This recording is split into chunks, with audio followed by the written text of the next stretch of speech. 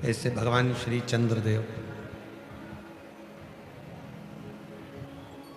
और उन चंद्रदेव को भी एक दिन औषधि की जरूरत पड़ जाती है।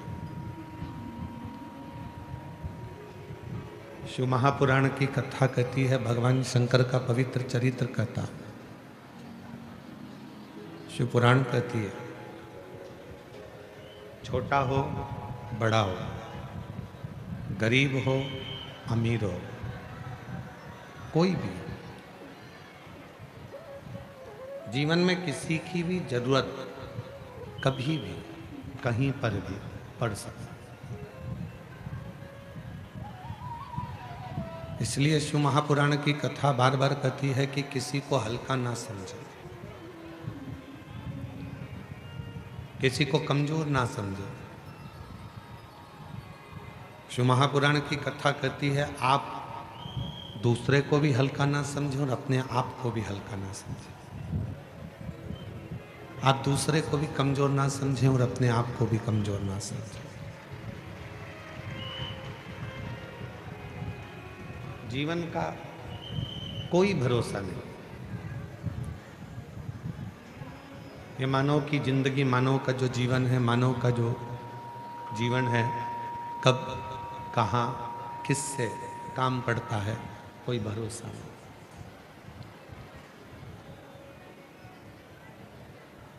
और तेरी कृपा बिना ना हिले एक भी अणु, लेते हैं श्वास तेरी कृपा से तनु तनु। बखान क्या करूं मैं राखों के ढेर का, चपटी भभूत में है खजाना का। हे गंगाधर मुक्ति द्वार ओमकार तू, भोले ओमकार तू। आयो शरण तिहारी शंभु कार। दो चंदन होते हैं। शिव महापुराण की कथा दोनों चंदन का वर्णन कर रही है। एक होता है हरि चंदन, एक होता है शिव चंदन। और दोनों चंदन बहुत कठिनता से नहीं बनते। पूर्ण समर्पण के साथ में ये दोनों चंदन का निर्माण होता है। हरि चंदन, तुलसी अपने आंगन में रहती है। तुलसी का पौधा जब सूख जाता है तो तुलसी की जो लकड़ी होती है उसको घिसकर पानी में भगवान को लगाया जाता है। वो चंदन हरि चंदन कहलाता है। और कोई बेलपत्र का वृक्ष जब सूख जाता है और उसकी जो लकड़ी होती है, उस लकड़ी को घिसकर जो चंदन बनाया जाता है और शिव को लगाया जाता है, उसको शिव चंदन कहते हैं। और दोनों चंदन अपना अपना कार्य करते हैं।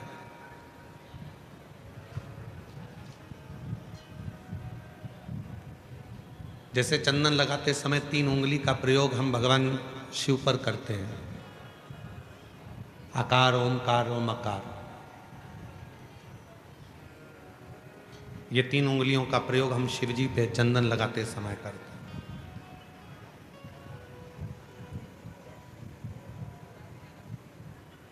शिव चंदन एक ऐसा चंदन, जब कोई बेलपत्र की लकड़ी, कोई बेलपत्र का पेड़ जब सूखता है तो उसकी छोटे से लकड़ी को हम अपने घर में रखकर उसको घिसकर शिव जी को इन 3 उंगलियों से चंदन को लगाते हैं। आकार, ओमकार और मकार, तीनों। पर इन 3 उंगली को जब हम लगाते हैं और 3 उंगली से जब हम त्रिपुंड बाबा का लगाते हैं तो उसमें जो नीचे की उंगली है मकार, जो नीचे की रेखा है मकार, हम जब चंदन लगा रहे हैं तो नीचे नीचे की जो रेखा है, एक फोटो आया है, जैसे ये 3 उंगली से ये चंदन लगा, आकार, ओमकार और ये मकार।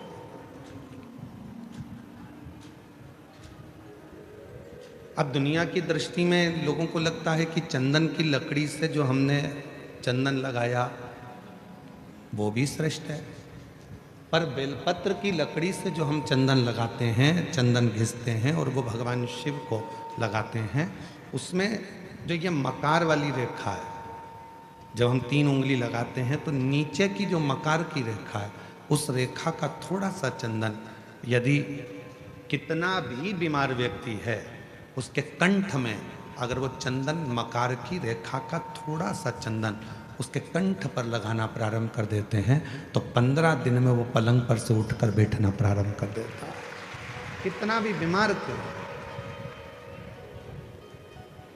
आकार, ओमकार और मकार, 3 रेखाएं हम चंदन की खींचते हैं। जैसे इसमें 3 रेखा खींची, 3 रेखा। एक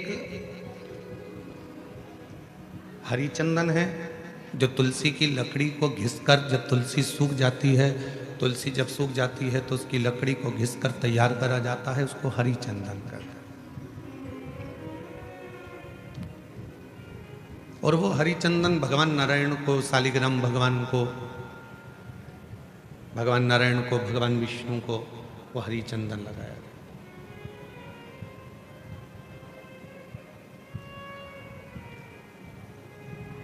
हरी चंदन का लेपन किया जाता है और वो हरी चंदन भी बड़ा काम का है महाराज। जब शालिग्राम भगवान को हरी चंदन लगाते हैं, हरी चंदन का लेपन करते हैं, या एक बिंदी भी हरी चंदन की लगाते हैं, और यदि वो हरी चंदन का एक छोटा सा अंश मात्र भी हम लेकर आए, और जिसको दमे की शिकायत होती है, श्वास की शिकायत होती है, चढ़ने में चलते चलते हाँपड़ी भरा जाती है, हाँप भरा जाती है, डॉक्टर ने कह दिया कि फेफड़े 70%, 60%, 80% खराब हो गए हैं, काम नहीं कर रहे, उस व्यक्ति के हृदय पर, वक्ष स्थल पर यदि वो हरी चंदन का लेपन जो शालिग्राम भगवान पर, भगवान श्री हरि पर, राम जी पर, ठाकुर जी पर, कृष्ण पर, लड्डू गोपाल पर जो आपने किया है, उसको यदि हम लगाना चालू करते हैं तो उसको भी फिर चलने में तकलीफ नहीं आती और फेफड़े उसके काम करना प्रारंभ कर देते हैं। वो हरी चंदन की भी एक प्रकार। तो 2 चंदन, एक हरी चंदन, एक शिव चंदन। जम के बोलेंगे सभी लोग, हरी चंदन काय से बनता है? तुलसी की लकड़ी से। और शिव चंदन काय से बनता है? बेलपत्र जो सूख जाता है, लकड़ी जो सूख जाती है उसके। दोनों कारगर।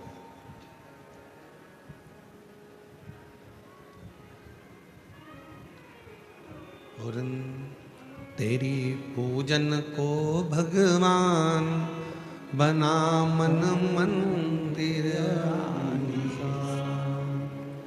तेरी पूजन को भगवान बना मन मंदिर, घिस घिस चंदन तुझे लगाऊं, नित नित तुझको रोज मनाऊं, घिस घिस चंदन तुझे लगाऊं। हे भगवान, नित तेरे को मैं मनाऊं, घिस घिस चंदन रोज लगाऊं, नित नित भोला तुझे मनाऊं, घिस घिस चंदन रोज लगाऊं, नित नित भोला तुझे मनाऊं, तेरी पूजन को भगवान बना मन मंदिर, तेरी पूजन को भगवान बना मन मंदिर, बना मन मंदिर आलीसा, तेरी पूजन को भगवान बना तेरी पूजन को भगवान। नित्य पूजन का एक फल। आज सनातन धर्म पर लोग उंगलियां उठाते हैं। आज सनातन धर्म पर लोग आक्षेप लगाते हैं कि तुम पत्थर की पूजन करते हो। आज सनातन धर्म पर लोग उंगलियां उठाते हैं कि तुम मंदिर जाते हो, जल चढ़ाते हो, पत्थर पर जल ढोलते हो। एक एक साइंस के एक एक उद्देश्य को यदि उठाकर पढ़ोगे तो पूरा साइंस हमारे सनातन धर्म की प्रधानता बताता है, और सनातन धर्म में जितनी पूजन की पद्धति है वही साइंस ग्रहण करता है, वही साइंस। आज दुनिया के लोग इस साइंस वाले कई लोग कह देते हैं हम सनातन को नहीं मानते, ये सब आडंबर है, सब पाखंड है, सब ढोंग है। नहीं,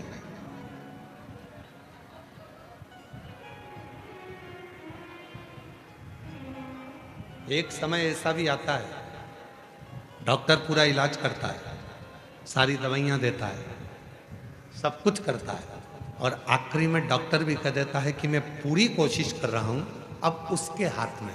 मतलब डॉक्टर को भी मालूम है कि एक डॉक्टर और बैठा है, वो काल अधिपति महाकाल कहीं ना कहीं बैठकर इस कार्य को कर रहा है। एक और बैठा, कोई संभालने वाला एक और बैठा है।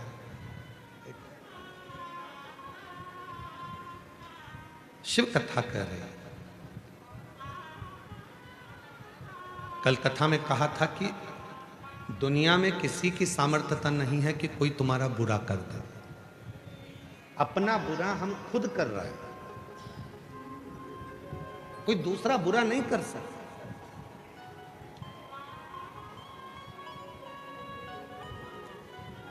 किसी की सामर्थ्यता नहीं हो सकती कि कोई तुम्हारा बुरा कर दे। हमने अपनी व्यासपीठ में भी कई बार देखा है, कई माताएं बहुत परेशान हो जाती हैं तो घर में झगड़ा करते करते, जब सास से झगड़ा होता है, ननद से झगड़ा होता है, परिवार में झगड़ा होता है, तो वो झगड़े में कह देती है ऐसी जिंदगी मेरी भगवान ना जाने क्यों पैदा कर दिया, मुझे तो भगवान मार दे तो अच्छा।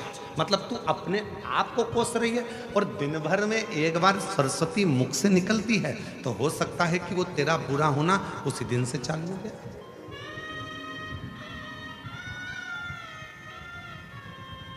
कई बार पुरुष, मेरे जीजा हुन भी जब परेशान हो जाते हैं तो कहते हैं भगवान ये शरीर तो भगवान तूने ऐसा दे दिया। कई माताएं दिन भर बैठी बैठी सोचती रहती हैं कहीं मुझे ये बीमारी तो नहीं हो गई, मेरे शरीर में गठान हो गई, कहीं मुझे ये वाली बीमारी तो नहीं हो गई, मेरे को भोजन नहीं पच रहा तो मुझे ये बीमारी तो नहीं हो गई, मेरी आंखें दुख रही हैं तो आंखों में ये बीमारी तो नहीं हो गई, मेरी कमर से चलते नहीं बन रहा तो मेरा कहीं गुरिया तो नहीं खसक गया, मेरा घुटने से चलते नहीं बन रहा, मेरा घुटना तो बेकार नहीं हो गया, कहीं घिस तो नहीं गया। प्रत्येक स्त्री पुरुष आज के समय में प्रत्येक व्यक्ति अपने लिए ही बुरा सोच रहा है। मेरे को ये तो नहीं हो गया, मुझे ऐसा तो नहीं हो गया, मुझे वैसा तो नहीं हो गया, और दिन भर वो जब अपने बारे में गलत गलत गलत गलत सोचता है तो उसको अपने आप शरीर में गलत होना प्रारंभ हो जाता है। और जिसने ये सोच लिया कि मुझे कुछ भी नहीं हुआ, फिर तो परमात्मा ऐसी कृपा करता है कि कुछ हो भी रहा होता है तो परमात्मा उसको अच्छा करता है।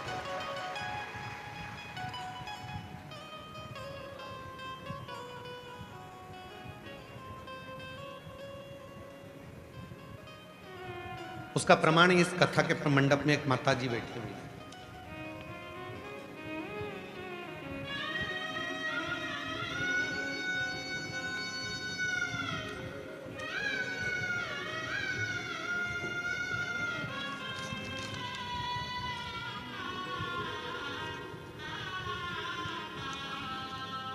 मेरा नाम शीतल राकेश जाधव है। मैं महाराष्ट्र के भुसावल खड़का की रहने वाली हूँ। मेरा मोबाइल नंबर ये है, कहीं बैठी हों तो हाथ हिला सकती हैं। मेरा नाम शीतल राकेश जाधव है। मैं महाराष्ट्र के भुसावल खड़का की रहने वाली हूँ। आप ही हैं? आ जाओ, आ जाइए। बच्चा हो साथ में तो उसको भी लेकर आइए। मेरी शादी को 13 साल हो गए थे, पर मुझे संतान का सुख प्राप्त नहीं हुआ। मेरी शादी को 13 साल हो गए थे, संतान का सुख नहीं प्राप्त हुआ। डॉक्टरों के पास बहुत इलाज किया, डॉक्टरों ने यह कहकर मना कर दिया कि मुझे संतान प्राप्ति नहीं होगी। मैंने भुसावल, सूरत, नासिक बहुत से डॉक्टरों के पास इलाज किया। उन्होंने कहा था कि मुझे IVF टेस्ट ट्यूब भी करना होगा।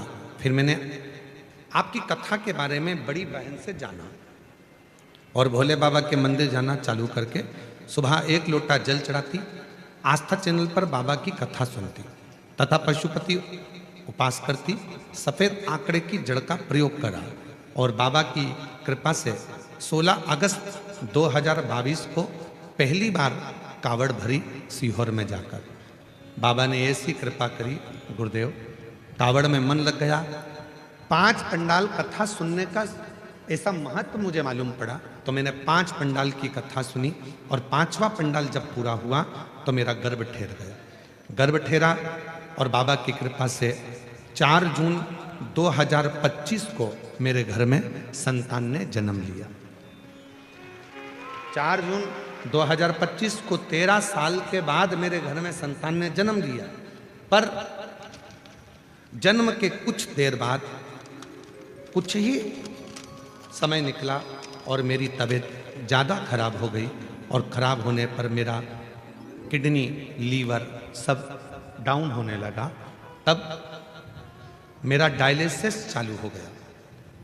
अब डायलिसिस चलते चलते चलते चलते हम लोग घर भी आ गए, पर महीनों निकल गए। डायलिसिस जब बंद नहीं हुआ तब मन में आया कि अब केवल अगर इस डायलिसिस को कोई बंद कर सकता है, क्योंकि डायलिसिस हर 2 दिन में डायलिसिस हो रहा था, किडनी लीवर काम ना करे, हर 2 दिन में डायलिसिस हो रहा था। अब कोई बंद करेगा तो शिव बंद करेगा। तभी मैंने अपने परिवार वालों से कहा कि मुझे शिवजी पर चढ़ा हुआ जल लाकर देना चालू करो और डायलिसिस अब बाबा के भरोसे छोड़ दो। बाबा की ऐसी कृपा हुई गुरुदेव, आज मैं बाबा को धन्यवाद देने करना चाहती हूँ। केवल 25 दिन तक लगातार शिवजी पे चढ़ा हुआ जल पीना प्रारंभ करा और बाबा की कृपा से मेरा आखिरी डायलिसिस 15 अगस्त को हुआ। उसके बाद मेरा डायलिसिस पूरा बंद हो गया। अब मैं पूर्ण तरह से स्वस्थ हूँ। अब मैं पूर्ण तरह से स्वस्थ हूँ। ये शिव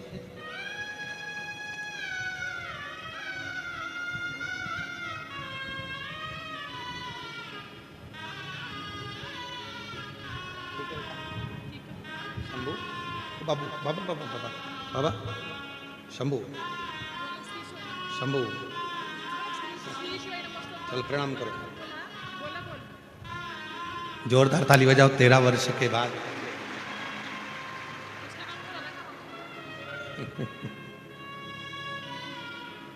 बच्चे का नाम भोला रखा है इन्होंने। एक बार जोरदार ताली बजाओ।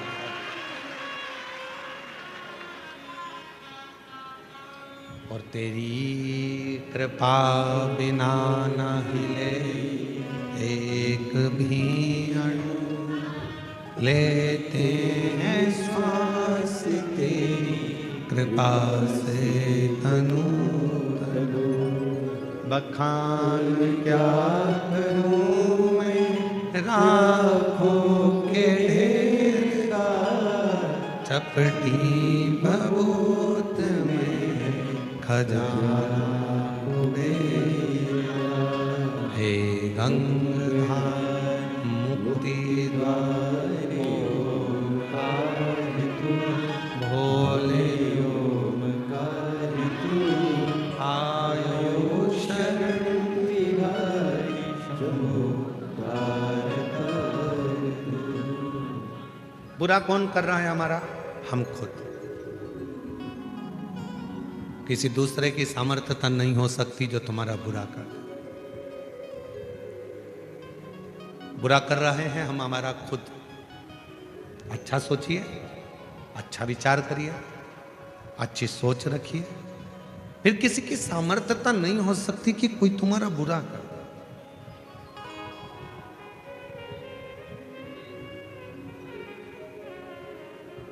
मुझे लग रहा है कि मेरा तबीयत में ऐसा होगा तो वो होगा। और तुमने सोच लिया कि मुझे कुछ नहीं होगा, आग लगे बस्ती में अपन रहो मस्ती में, क्या किसको रोइए चादर तान के सोइए, तो फिर कोई तुम्हारा बुरा नहीं कर सकता, कोई नहीं कर।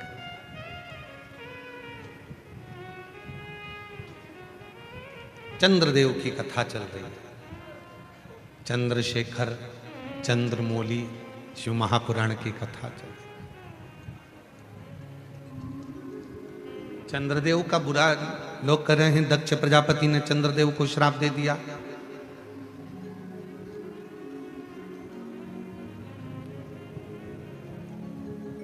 चंद्रदेव को काया का रोग हो गया, चंद्रदेव की काया खराब होने लगी। लोग कर, पर चंद्रमा को यदि दक्ष प्रजापति का श्राप लगा है तो इसमें गलती किसकी है? चंद्रमा की। 27 कन्याओं के साथ में विवाह हुआ है। 27 कन्याओं को एक दृष्टि से देखना चाहिए, एक दृष्टि। पर चंद्रमा केवल एक रोहिणी को सबसे ज्यादा प्यार करते हैं, प्रेम करते हैं। बाकी के 26 पत्नियों पर ध्यान तक नहीं देते। तो गलती खुद की है, श्राप तो लगेगा। इतना सुंदर प्रसंग आता है, इस प्रसंग पर थोड़ा ध्यान दीजिएगा। एक घर के अंदर 4 भाई रह रहे हैं, चारों भाई कमा रहे हैं, व्यापार भी एक ही है, कमा के भी चारों भाई एक ही जगह पर ला रहे हैं। 4 देवरानी जेठानी उस घर के अंदर रहती हैं। थोड़ा ध्यान देना, बहुत सावधानी से इस कथा का स्मरण करिए। 4 भाई एक ही परिवार में रह रहे हैं, एक ही जगह पर कमाकर धन ला रहे हैं, एक ही जगह पर 4 देवरानी जेठानी रह रही हैं।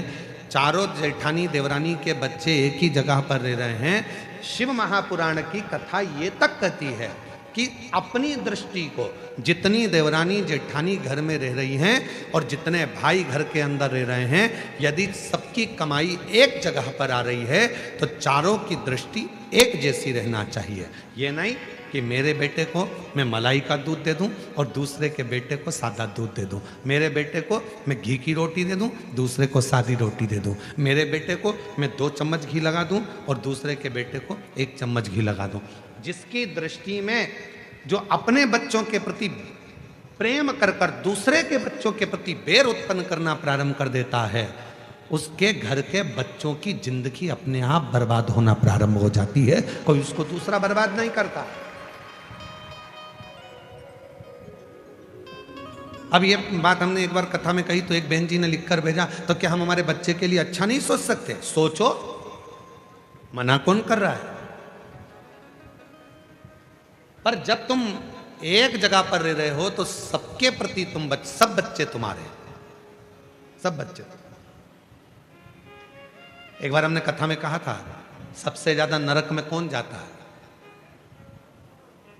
याद है आप लोगों को? बोलो तो जम के। सबसे ज्यादा नरक में कौन जाता है? तो एक बार हमने कथा में कहा था, सबसे ज्यादा नरक में जाता है प्रसाद बांटने वाला।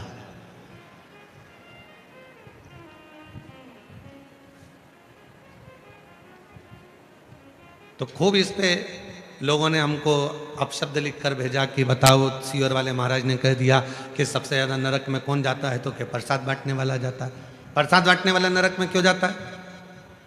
तो कहा प्रसाद बांटने वाला प्रसाद कभी भी बंटता है तो अच्छी जगह पर बंटता है, धर्म की जगह पर बंटता है। मंदिर, देवालय, शिवालय, कथा, भागवत, सत्संग, संकीर्तन, तीर्थ, प्रसाद अच्छी जगह पर बंटता है। प्रसाद कभी किटी पार्टी में नहीं बंटता, प्रसाद शादी के फंक्शन में नहीं बंटता, प्रसाद 25वीं शादी की सालगिरह में नहीं बंटता, प्रसाद सिल्वर जुबली गोल्डन जुबली पर नहीं बंटता, प्रसाद धर्म की जगह पर बंटता है। और जब धर्म की जगह पर कोई व्यक्ति प्रसाद बांटने खड़ा होता है, दूसरा आया तो हाथ ऐसा होता है, और खुद के घर का पहचान वाला आया तो हाथ ऐसा हो जाता है, वो व्यक्ति नरक चले जाता है।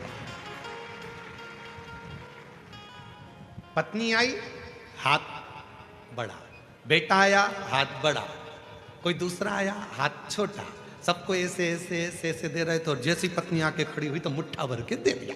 बेटा आया तो मुट्ठा भर कर दे दिया, कोई आया परिचित भाई आया, काका आया, काकी आई, तो उन्होंने पस भर कर दे दिया। और उसने ये नहीं सोचा कि हम धर्म की जगह पर खड़े होकर प्रसाद में भेदभाव कर रहे हैं। जब हम प्रसाद में भेदभाव कर रहे हैं तो वो परमात्मा की दृष्टि में रहेगा और हमको नरक भोगना पड़ेगा।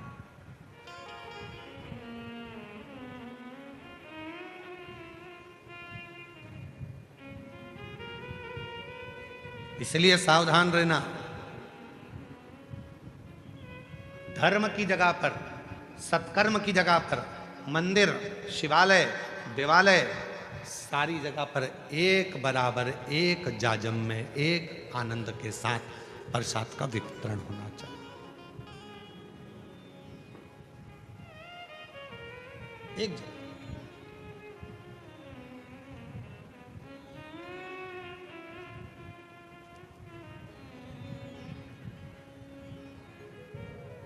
शेगांव के गजानन जी महाराज,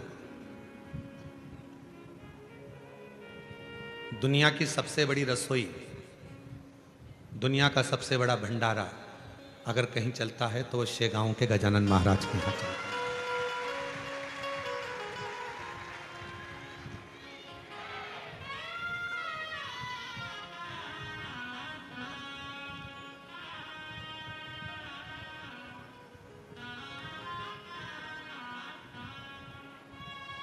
लगभग 28 साल पहले की बात है।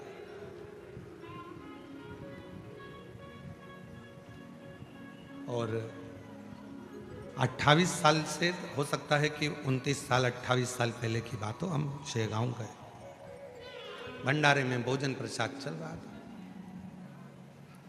एक पात्र में कोई मीठी वस्तु थी और वो थोड़ी सी थी, तो उन्होंने वो मीठी जो वस्तु थी वो वस्तु को एक और रख दिया और सारी वस्तुएं चल रही। तब हमने पूछा, एक माता जी वो परस रही थी, तो हमने कहा कि ये थोड़ी सी मीठी वस्तु बची है तो ये भी प्रसाद में दे देना चाहिए। तो उन्होंने कितनी सुंदर बात कही गजानन महाराज के दरबार में, जरा विचार करिए। उन्होंने कहा कि हम ये अगर ये थोड़ा सा सामान 2-4 लोगों को देंगे, 2-4 भक्तों को देंगे, और बाकी के भक्त यदि उस प्रसाद को नहीं ले पाएंगे और उन तक वो प्रसाद नहीं पहुंचेगा तो उसका दोष हमको लगेगा। इसलिए जब एक जाजम पर गरीब हो, अमीर हो, पैसे वाला हो, बड़ा हो, छोटा हो, जब एक जाजम पर बैठकर एक साथ भोजन कर रहे हैं तो उनकी भोजन की थाली में भी एक जैसा भोजन जाना चाहिए। वो गजानन महाराज का भंडार, एक जैसा भोजन, उसमें भेद नहीं होना चाहिए। कहाँ खड़े हो धर्म की जगह पर, कहाँ खड़े हो सत्कर्म की जगह पर, और वहां पर भी अगर हम भेद करें तो फिर परमात्मा हमको दंड तो देगा। इसीलिए पहले भी कहा, मत बुरे कर्म कर बंदे वरना पछताएगा, भगवान की आंखों से तू बच नहीं पाएगा, तू बच नहीं पाएगा। अरे ओ अज्ञानी मत करना नादानी, अरे ओ अज्ञानी मत करना, तेरे कर्म का फल भी तो ही पाएगा, जैसा किया तूने तेरे आगे आएगा। मत बुरे कर्म कर बंदे वरना पछताएगा, भगवान की आंखों से तू बच नहीं पाएगा, तू बच नहीं पाएगा। अरे ओ अज्ञानी मत करना नादानी। समभाव, समदृष्टि, सम विचार, सम सोच, समभाव रखिए।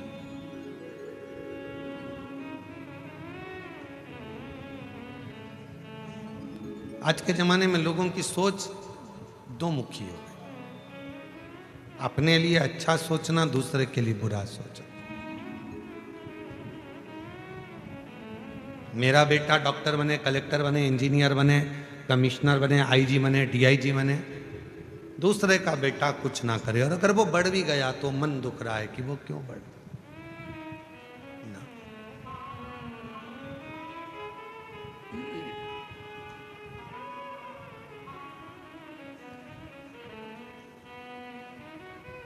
कितना सुंदर संवाद है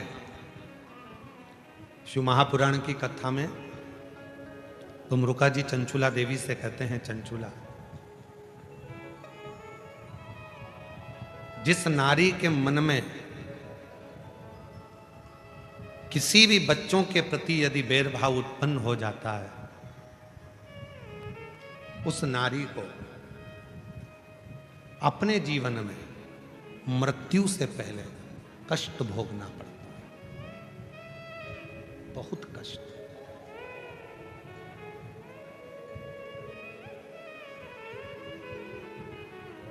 उठाओ पूरा रामचरितमानस का चरित्र। राम जी के जाने की कथा मिलती है रामचरितमानस में कि राम जी ने सरयू जी में समाधि। लक्ष्मण जी के जाने की खबर मिलती है, भरत जी के जाने की खबर मिलती है, शत्रुघ्न जी के जाने की खबर मिलती है, मां जानकी जी के जाने की खबर मिलती है, यहां तक भगवान कृष्ण के भी जाने की खबर द्वापर में मिलती है। राधा रुक्मणी जी के जाने की भी खबर द्वापर में मिलती है। आप सब विद्वान बैठे हो, सब विद्वान हो, ऐसा नहीं कि आप में विद्वत्ता नहीं है। आप में से किसी को मालूम हो कि मंथरा कब गई, कैसे गई, मंथरा के प्राण कैसे छूटे, मंथरा का शरीर कैसा छूटा? अगर आप लोगों को किसी को मालूम हो तो हमको जरूर लिख के भेजना कि मंथरा ऐसे मरी थी। जिस समय पर भरत जी महाराज को मालूम पड़ा कि मंथरा ने भगवान राम जी को वन भेज दिया, क्रोध में आ गए भरत जी महाराज मंथरा के ऊपर, पर मंथरा को कुछ नहीं कहा। क्या क्यों? इस राम जी आए वनवास से वापिस, मंथरा सामने खड़ी थी और मंथरा ने हाथ जोड़कर राम जी से कहा था कि मुझे आप मृत्यु दंड दे दो, मैं मर। राम जी ने कहा, मां क्यों ऐसी बात करती हो कि मृत्यु दंड दे दो? तब लक्ष्मण जी ने कहा, भैया ये मंथरा जिसने तुम्हें 14 वर्ष के लिए माता कैकई से कहकर वन पहुंचाया था, आप मंथरा को मृत्युदंड क्यों नहीं दे देते? ये कितने घर में जाएगी और कितने घर फोड़ेगी और कितने घरों में वनवास कराएगी। भगवान लक्ष्मण जी ने जब कहा, राम जी ने समझा कर कहा, लक्ष्मण कुछ मत बोल, सबको अपने कर्म का दंड भोगना पड़ता है। इस मंथरा को अगर मैं मृत्यु दंड दे भी दूंगा तो ये तुरंत मर जाएगी, पर इसके कर्म का भोग अभी इसको पृथ्वी पर रहकर भोगना पड़ेगा। जब मौत आएगी उससे पहले इसको भुगतना पड़ेगा। ये मृत्यु का कर्म है, मृत्यु का। देवरानी का बच्चा आगे बढ़ रहा है, जेठानी को प्रसन्नता होना चाहिए। जेठानी का बच्चा आगे बढ़ रहा है, देवरानी को प्रसन्नता होना चाहिए। कोई अग्रण्य जा रहा है, प्रसन्नता रहो। घर में हाँ, यदि तुम अलग मकान में चले गए, तुम्हारा मकान अलग हो गया, तुम्हारी कमाई अलग हो गई, तुम्हारा घर अलग हो गया, उसके बाद अपने बच्चे के लिए सोचो, मना नहीं। पर जब सामूहिक रूप से रह रहे हो, एक जगह पर रह रहे हो, एक जगह पर खा रहे हो, एक काम चल रहा है, एक व्यापार चल रहा है, एक जगह पर सारा परिवार रह रहा है, तो सबके लिए सोचना, सबके लिए श्रेष्ठ सोचना, सबके लिए अच्छा विचार करना।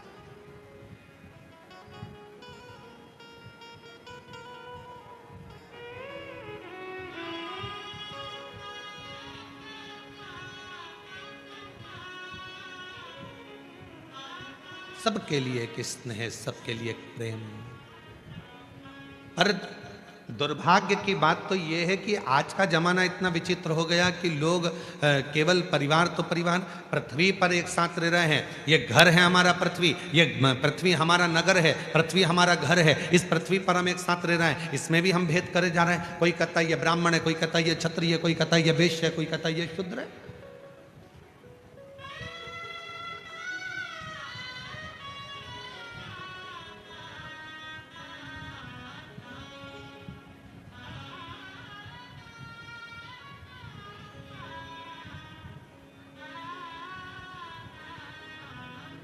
पर ऐसा कौन सा मनुष्य संसार में पैदा नहीं हुआ जिसको भगवान ने ब्राह्मण, क्षत्रिय, वैश्य, शूद्र बनाकर पैदा ही नहीं करा।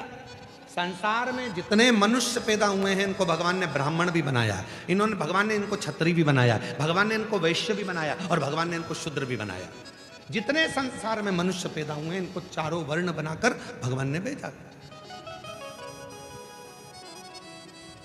आप हम संसार में जितने भी हैं ये चारों वर्ण के, ब्राह्मण भी, क्षत्रिय भी, वैश्य भी, शूद्र भी। अंदाजा करिए, आप खुद अपने मन में सोचिए, अपने मन में विचार करिए। आप जितने बैठे हो अपने बच्चों को ज्ञान देते हो कि नहीं देते? जम के बोलो जरा। अपने बच्चों को समझाते हो कि नहीं समझाते? अपने परिवार को समझाते हो कि नहीं समझाते?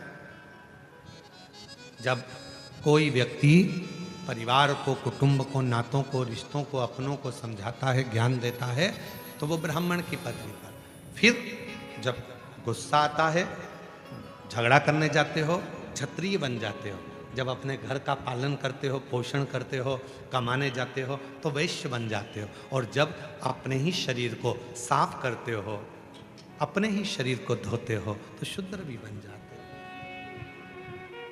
प्रत्येक मनुष्य संसार का ब्राह्मण भी है, क्षत्रिय भी है, वैश्य भी है, शूद्र भी है। प्रत्येक मनुष्य।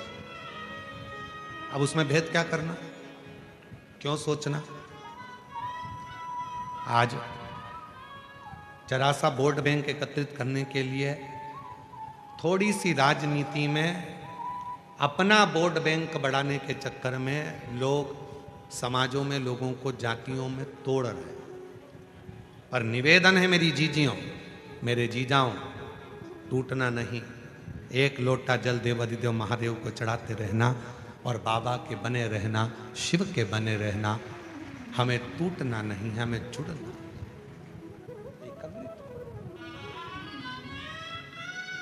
कौन पूछा तुमसे? एक मंडप के नीचे, एक पंडाल के अंदर बैठे, आप में से कोई ब्राह्मण होगा, आप में से कोई क्षत्रिय होगा, आप में से कोई वैश्य होगा, आप में से कोई शूद्र होगा। एक मंडप के अंदर बैठे, कोई किसी से नहीं पूछता कि तुम कौन हो। पानी पिलाने वाला नहीं पूछेगा, भोजन कराने वाला नहीं पूछेगा। भोजन के मंडप में जाना और जहां पर ये भूसावल की समिति भोजन करा रही है वहां जाकर आप भोजन करना। कोई नहीं पूछेगा कि आप ब्राह्मण हो, क्षत्रिय हो, वैश्य हो, शूद्र हो। वहां तो ये एक बात पूछेंगे, कथा में आयो, कथा सुनने आयो, शिव जी के भक्त हो। वहां पर केवल एक आवाज निकलेगी, श्री शिवाय नमस्तुभ्यम। वहां ये नहीं पूछा जाएगा कि कौन ब्राह्मण, कौन क्षत्रिय, कौन वैश्य, कौन शूद्र। वहां तो ये पूछा जाएगा, आप भूखा? भूखे को भोजन, प्यासे को पानी, जय बाबा बत्ता। वहां तो केवल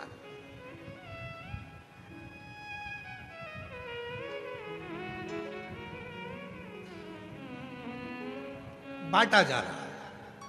आज समाजों को तोड़ा जा रहा है, जातियों में विभाजित किया जा रहा है। चंद्रदेव को यदि दुख आया तो वो दुख चंद्रदेव का खुद का है, किसी दूसरे का नहीं, स्वयं का।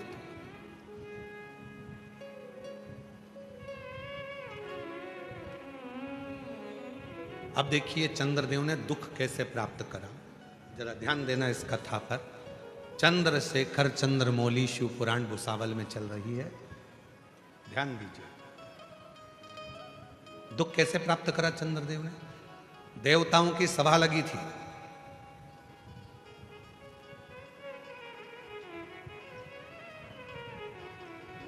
सारे देवता बैठे हुए थे, देवताओं की सभा लगी हुई, सब बैठे। चंद्रदेव का आना हुआ।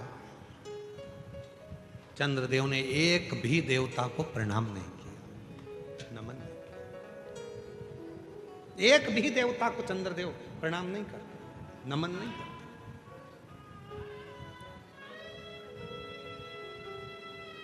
चंद्रदेव को भगवान विष्णु को प्रणाम करना था, ब्रह्मा जी को प्रणाम करना था, इंद्र को प्रणाम करना था, पर चंद्रदेव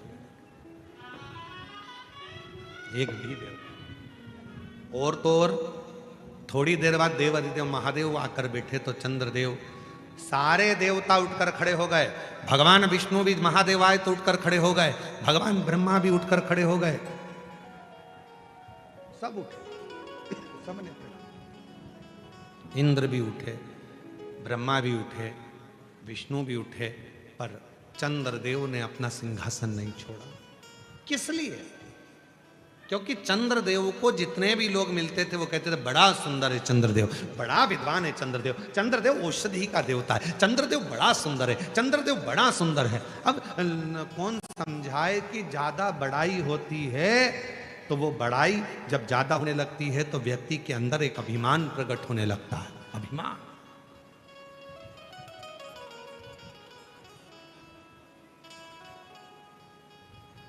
इसीलिए हम आपसे भी कहते हैं पशुपति व्रत करो, 4 बार कर लिए, 3 बार कर लिए, 5 बार कर लिए, 10 बार कर लिए, तो भी किसी से मत कहना कि मैंने इतने व्रत करे। मेरे बराबर कोई नवरात्रे का व्रत नहीं रखता। मैं नवरात्रे में व्रत रखती हूँ, देवी जी का व्रत रखती हूँ, एक लौंग खाकर व्रत रखती हूँ, एक जरा सा पानी पीकर व्रत रखता हूँ, मैं भगवान का व्रत ऐसे करती हूँ, मैं एकादशी का व्रत ऐसे करती हूँ, मैं प्रदोष का व्रत ऐसे करती हूँ, मैं पंडरीनाथ का व्रत ऐसे करती हूँ, मैं पशुपति व्रत ऐसे करती हूँ, मैं 16 सोमवार का व्रत ऐसे करती हूँ, मैंने 5 बार 16 सोमवार करे, मैंने 10 बार ये वाला व्रत करा।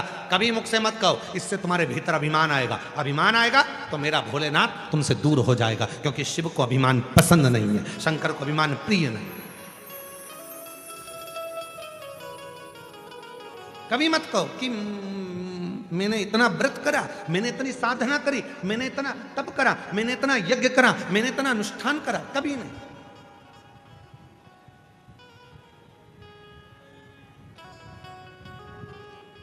यहां पर कई माताएं आती हैं, आकर कहती हैं गुरुजी हमारा ये काम बाबा ने कर दिया। हम कहते हैं बस इतना ही बोलो कि बाबा ने कर दिया। कभी सीवर वाले बाबा का नाम नहीं कि मिश्रा जी आप या प्रदीप जी आप, ना ना ना, प्रभु आपकी कृपा से सब काम हो रहा है, आपकी कृपा से सब काम हो रहा है।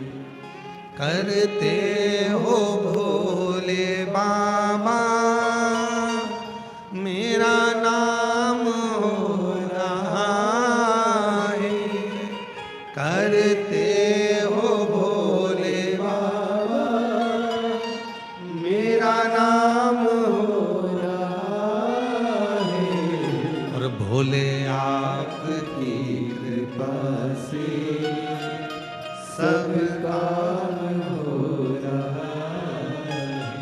प्रभु आपकी कृपा से सब काम हो। एक पत्र है, अच्छा पत्र।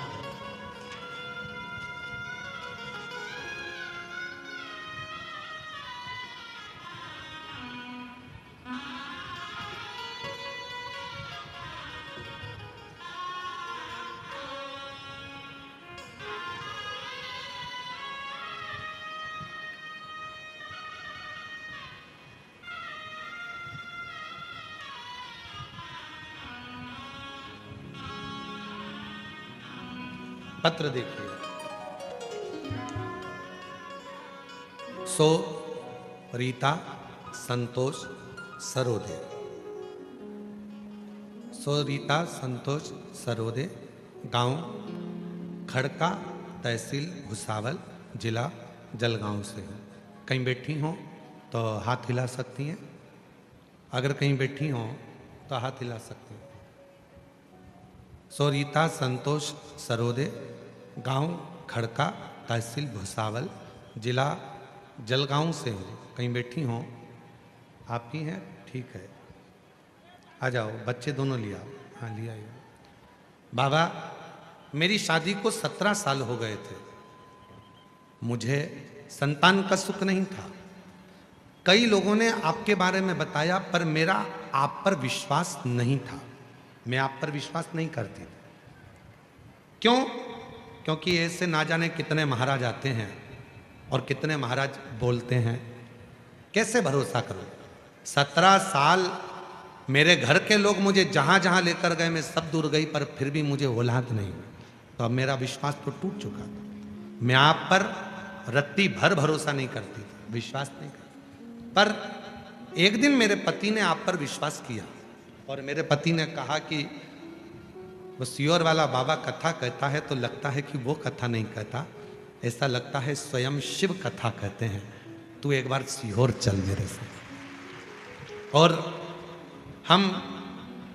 हमारे मामा जी प्रीतमपुर में रहते हैं, तो हम हमारे मामा जी के घर चले गए और मामा मामी जी को लेकर सीहोर पहुंच गए। और सीहोर पहुंचते ही बोली मामी जी की, एक दिन ये कुबरेश्वर धाम है सीहोर का, मैंने सुना है यहाँ से कोई खाली नहीं जाता, तू बाबा से विनती कर, तुझे बाबा यहाँ संतान जरूर देगा। मेरी मामी जी ने कहा यहाँ से एक कंकर पूजन कर कर ले जाया जाता है।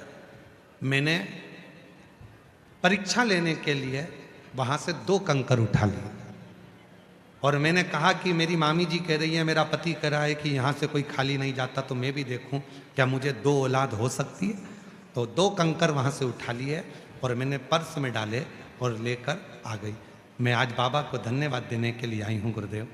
सही में ये व्यासपीठ नहीं है, यहाँ शिव आता है, कथा कहता है, चले जाते हैं। गुरुदेव 7/10/2024 को मेरे घर में बाबा की कृपा से 2 बच्चों ने जन्म लिया, एक बेटा और एक बेटी। 17 साल के बाद मेरे घर में बच्चे हैं। 17 साल। जरूरी नहीं है कि आप सीहोर वाले बाबा पर भरोसा करें, जरूरी है कि आप शिव पर भरोसा करें, भगवान शंकर पर भरोसा करें। एक पत्र और है, अच्छा सुंदर।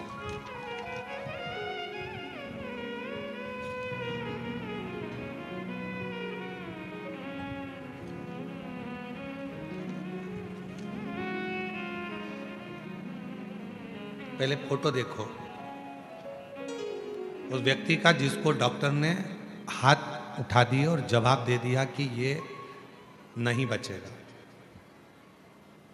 भोजन कर रहा था घर में बैठकर, रोटी का निवाला मुख में रह गया और चक्कर खाकर नीचे गिर गए और हॉस्पिटल में लेकर गए तो बेल्टी पर पटक दिया।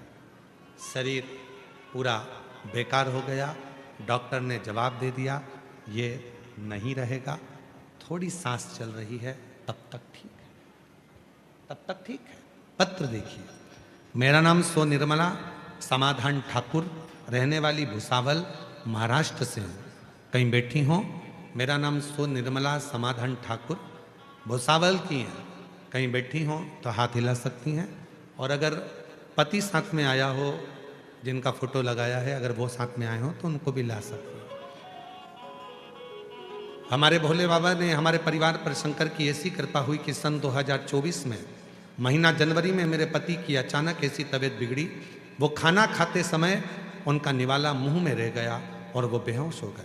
मुंबई के नामांकित अस्पताल वालों ने भी उन्हें दाखिला करने से मना कर दिया। जैसे तैसे एक अस्पताल में दाखिल किया।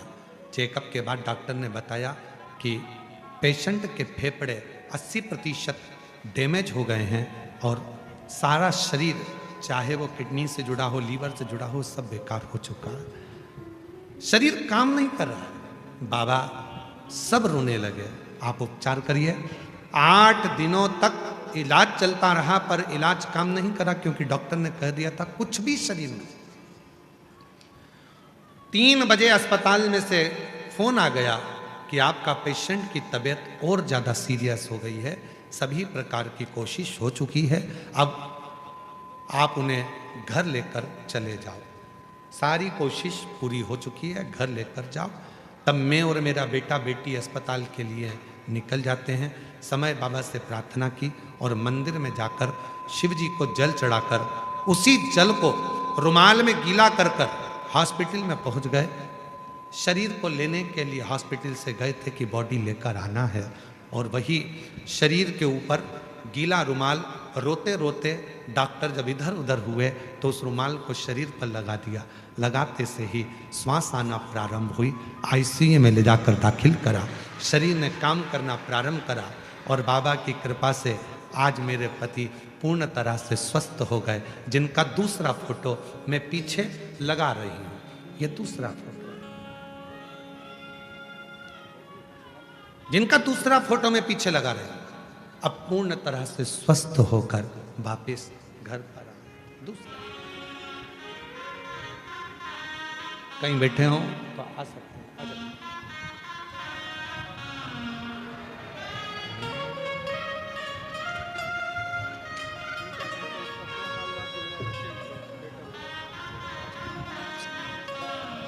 बाबा बाबा बाबा बाबा आजा शंभो। 17 साल के बाद में एक बार जोरदार ताली बजाएं शंभो।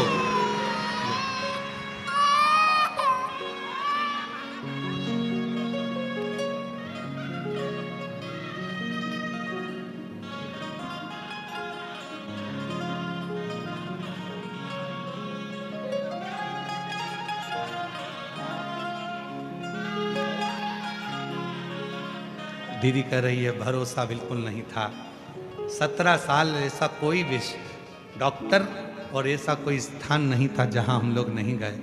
सब दूर दिखाया पर संतान का सुख न आया। आप पर भी विश्वास नहीं था पर सीहोर का कुबरेश्वर धाम जो भावना लेकर आता है बाबा उसकी मनोकामना पूर्ण जरूर करते हैं। ऐसा कुबेर भंडारी का ऐसा। और आप लोगों को बधाइयां दूं 2026 का रुद्राक्ष वितरण का कार्य 15 मार्च से प्रारंभ हो रहा है जो पूरे वर्ष वितरण होगा। बधाई। जिस रुद्राक्ष का दुनिया के लोगों को इंतजार रहता है वो 15 मार्च से चालू हो जाएगा और 15 मार्च 2026 से चालू होकर फिर अगले साल तक रोज प्रतिदिन सुबह 10 बजे से शाम को 5 बजे तक कुबेर भंडारी की भूमि पर जाओ। कुबेरेश्वर धाम पर जाकर कंकर शंकर पूजन करो। हाथ फैलाकर अपने लिए अपनी कामना कर कर रुद्राक्ष लो और उस रुद्राक्ष को धारण करो। पानी में गलाकर तांबे के कलश में रात भर रखकर सुबह शिव जी को चढ़ाकर उसका आचमन करो। तुम्हारे शरीर के लिए भी श्रेष्ठ हो। अपने गले में कुबेरेश्वर धाम का एक रुद्राक्ष जरूर धारण करो। कौन कौन पहना है रुद्राक्ष? हाथ उठाओ जरा। सभी पहने? अरे वाह, रखो रखो, शिव कृपा। पहनना चाहिए।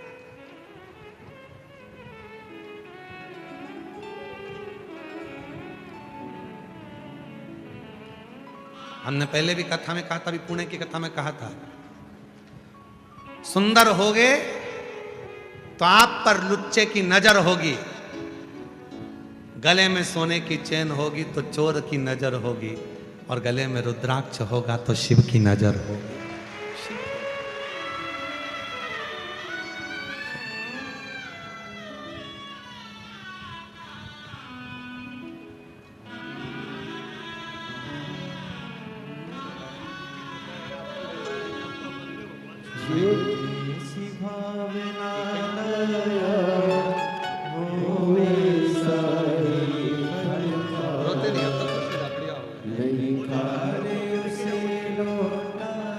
कह रहे हैं डॉक्टर बोल दिया था कि लेकर जाओ, बॉडी है, शरीर है। हिम्मत नहीं हारी इस बहन ने, गई है मंदिर में, रुमाल को गीला कर लिया शिव जी के जल में। शरीर ही तो लाना था, बॉडी ही तो लाना थी। एक बार उस पानी को शरीर पे देखे तो देखो। शिव का चढ़ा जल भाई के शरीर पर लगाया और शरीर में हाफड़ी आना प्रारंभ हुई और आज आपके बीच में खड़ा। रोते नहीं, खुश हो। अब तो आ गए बाबा की कृपा। इसी को कहते हैं मौत के मुंह से भी अगर ला सकती है तो वो सावित्री ला सकती है। शिव है बाबा, बाबा की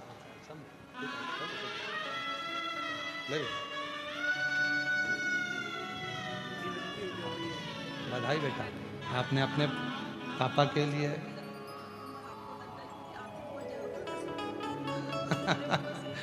दीदी कह रही हैं हमारी पूरी उम्र आपको लग जाए क्योंकि आपकी जरूरत सबको है। ऐसे कई लोग हैं। शिव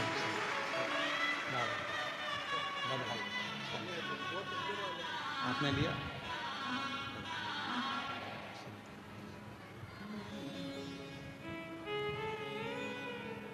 और जो जैसी भावना लाया वो वैसा ही फल पाया, नहीं खाली उसे लौटाया वो मन ही मन हर्षाया, और कर दिया माला माल का शिवा। दिया भंडार काशी महादेव। एक विश्वास, एक भरोसा, एक दृढ़ता जब हमारे भीतर हो, शिव के प्रति शिव संभाल लेता है। शिव संभाल, आप उसके आश्रित तो हो, आप उसकी शरणागति तो ग्रहण करो।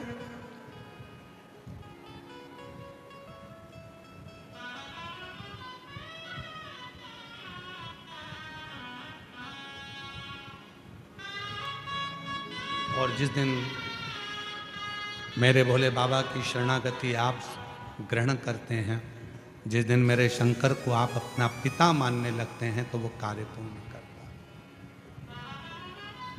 कार्य क्यों आए हो? इतनी चिलचिलाती हुई धूप है, गर्मी है, बहुत तेज गर्मी पड़ रही है, बहुत धूप है, बहुत गर्मी।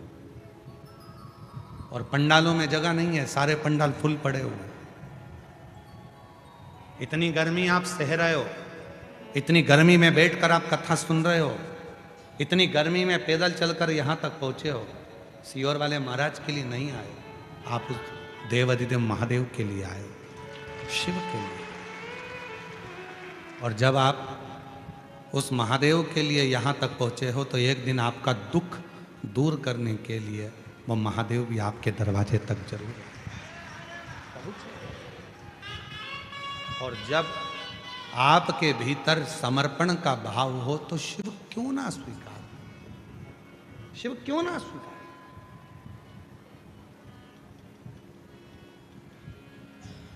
चंद्रदेव, देवाधिदेव महादेव का आगमन हुआ, पर चंद्रदेव खड़े नहीं हुए, शिव स्वीकार। शंकर का जो भक्त होता है वो मान अपमान दोनों को सम समझता।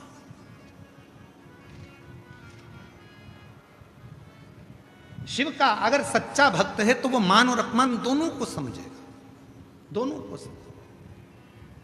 कई कई माताएं कहती हैं, हमारे रिश्तेदार क्या गए थे, उन्होंने हमारा आदर नहीं करा, सम्मान नहीं करा, नहीं करा। तुम शंकर जी की भक्त होना, शिव जी को एक लोटा जल चढ़ाती होना, तो क्या सोचना शंकर भगवान का इतना अपमान हुआ तो शिव जी ने क्या स्वीकारा। मान अपमान दोनों सम लेकर चलता है, वही जिंदगी में बहुत आगे बढ़ता है, वही बढ़ता। भगवान शंकर को देवों के भी देव महादेव कहते हैं, सारे देवताओं को देवता कहते हैं, पर भगवान शंकर को देव अधिदेव महादेव कहते हैं। महादेव उसी तरह जैसे श्रीमद् भागवत, विष्णु पुराण, भविष्य पुराण, अग्नि पुराण, नर्मदा पुराण, कूर्म पुराण, लिंग पुराण, ये सारी पुराणों की गिनती में आती है, पर केवल एक पुराण ऐसी है जिसको महासंबोधन से संबोधित किया गया, वो शिव महापुराण है। शिव महासंबोधन से जिसको संबोधित किया, महादेव के रूप में जिसको पूजा गया, महादेव के रूप में जिसको धारण किया गया, वो शिव है। सम्मान दिया तो ठीक है, अपमान किया तो भी ठीक है, बराबर ठीक है, हो ठीक है।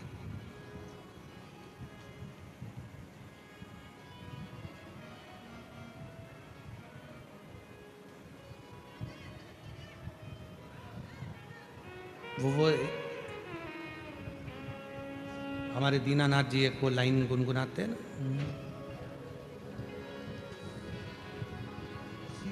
जो शिव नाम होठों पे चढ़ गया, तो समझो जीवन सवर गया रे, तो समझो ये जीवन सवर गयो रे। भगवान शंकर का नाम जब जिह्वा पर आए, होठों पर आए, मुख पर आए, समझ लेना मेरे शंकर भगवान आपका कल्याण करना प्रारंभ करना चाहते हैं, इसलिए आपके मुख पर शिव नाम। और आज एक बात और कहना चाहते हैं, इस भूसावल की भूमि पर आप लोग उसको स्वीकार करना, इस बात को जितने आस्था चैनल पर कथा सुन रहे हैं, जितने फेसबुक यूट्यूब पर कथा सुन रहे हैं, जितने भुसावल की पवित्र धरा पर कथा सुन रहे हैं, माँ ताप्ती के तट पर बैठकर जो ये पवित्र शिव महापुराण की कथा को श्रवण कर रहे हैं, अपने भीतर उतार कर रखना।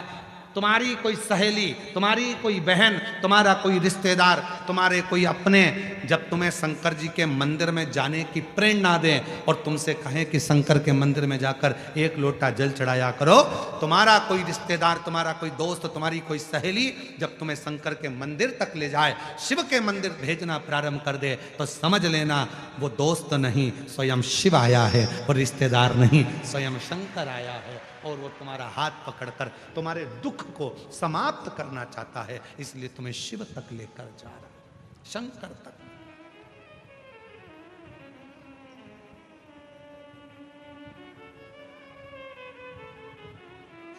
वो आपको शिव तक लेकर जा रहा है, शिव तक भेज रहा है, शंकर तक पहुंचा। चंद्रदेव शिव को देखकर उठे, भगवान शंकर को देखकर भगवान नारायण उड़ गए, ब्रह्मा जी उड़ गए, इंद्र उड़ गए, सारे देवता उड़ गए, पर भगवान शंकर को देखकर चंद्र नहीं उठे, क्योंकि उनको अभिमत्ता थी, मैं बड़ा सुंदर हूं, मैं बड़ा ज्ञानी हूं, मैं बड़ा विद्वान हूं, मैं औषधि का देवता हूं। चंद्र को औषधि का देवता माना जाता है, और जरूरी नहीं है कि एक दिन डॉक्टर को भी डॉक्टर की जरूरत पड़ जाती है, एक दिन वकील को भी वकील की जरूरत पड़ जाती है, एक दिन शिक्षक को भी शिक्षक की जरूरत पड़ जाती है, और एक दिन गुरु को भी गुरु की जरूरत पड़ जाती है। कोई जरूरी नहीं है।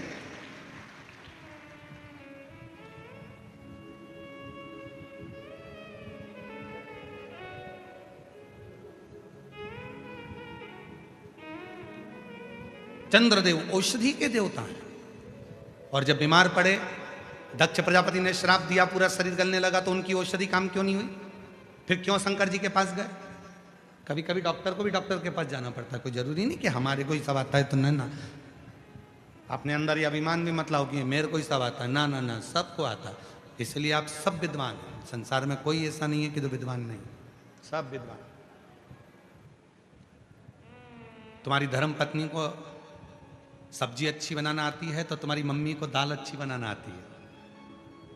तुम्हारी सास अगर मक्का की रोटी, ज्वार की रोटी अच्छी बना लेती है तो तुम्हारी मम्मी भी कोई ना कोई रोटी अच्छी बना लेती है। सबको कुछ ना कुछ भगवान ने हुनर देकर पैदा करा। ऐसा कोई नहीं है जिसको हुनर देकर पैदा नहीं करा। आप अपने आप में ये ना सोचेंगे मुझे सब कुछ आता है, ना ना ना, सब कुछ ना, ये तो उसकी कृपा है।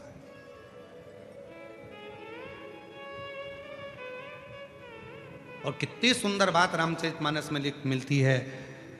कहा हनुमान जी तुम्हारे पास में वो बल है कि पूरी सेना को तुम समुद्र के उस पार ले जा सकते हो, पूरी सेना। हनुमान जी ने मन में सोचा कि ये सब मुझे ही महान बना रहे हैं, हनुमान हनुमान हनुमान हनुमान। हनुमान जी ने सोचा कि केवल मुझे महान मत बनाओ, जो राम जी के काज में आ गया वो सब महान है। तो हनुमान जी ने कहा कि केवल मैं ही नहीं कि मैं तुम सबको सेना को उस पार ले जाऊं, हमारी सेना में नल नील ऐसे हैं जो राम नाम लिखे पत्थर भी अगर हाथ लगाकर फेंक देते हैं तो वो पत्थर भी तैर जाते हैं। हनुमान जी ने उनको भी महत्व बता दिया, उनको भी महत्व। और कितने विद्वान थे हनुमान जी महाराज, जरा विचार करिएगा। हनुमान जी की विद्वत्ता पर थोड़ा ध्यान दीजिएगा कि हनुमान जी महाराज कितने विद्वान थे। राम राम लिखे पत्थर पानी में डाले जा रहे थे, पत्थर तैर कर समुद्र में उधर इधर सब जगह जा रहे थे। एक पत्थर उधर जा रहा, एक पत्थर उधर जा रहा, सारे पत्थर एक साथ आ ही नहीं रहे थे। तो पुल कैसे बने? राम जी ने मन में विचार करा, इस पुल को बनाने के लिए एक काम करना पड़ेगा। नल और नील को बिठाया, नल से कहा तू रा लिख, और नील से कहा तू मां लिख। रा का पत्थर पानी में फेंका और मां का पत्थर पानी में फेंका। रा का पत्थर और मां का पत्थर दोनों अपने आप एक दूसरे से चिपकते चले गए और पुल बनकर तैयार हो गया और सारी सेना पार। अगर केवल राम लिख देते तो पत्थर इधर जाता उधर जाता उधर जाता उधर जाता। और इन्होंने विद्वत्ता धारण करी, एक में रा लिखा एक में मां लिखा, दोनों को जुड़ गए, अपने आप जुड़ते जा रहे थे। राम राम राम राम फिक्स होते चले जा रहे थे। फिक्स इधर रा इधर मां, फिक्स रा मां, फिक्स रा मां, फिक्स दोनों इकट्ठे होते गए, पुल बनकर तैयार हो गया। पहले राम राम लिखकर छोड़ रहे थे तो एक उधर जा रहा था, एक उधर जा रहा था, पकड़ के लाओ जब तक पुल बनेगा। तो उन्होंने विचार करा हनुमान जी ने, एक में लिखो रा, दूसरा में लिखो माँ, अपने आप चिपक जाएंगे, राम हो जाए, पुल बन के तैयार।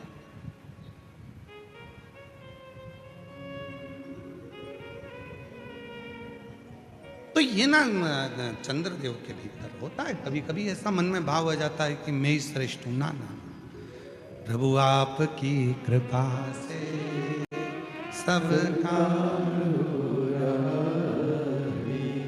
करते हो भोले बाबा, मेरा नाम हो रहा है, करते हो भोले बाबा, मेरा नाम हो रहा है, भोले आपकी कृपा से सब काम हो रहा है, शंभु आपकी कृपा से सब काम हो रहा है। कोई नहीं करता, करने वाला शिव है, केवल शिव। कौन करेगा?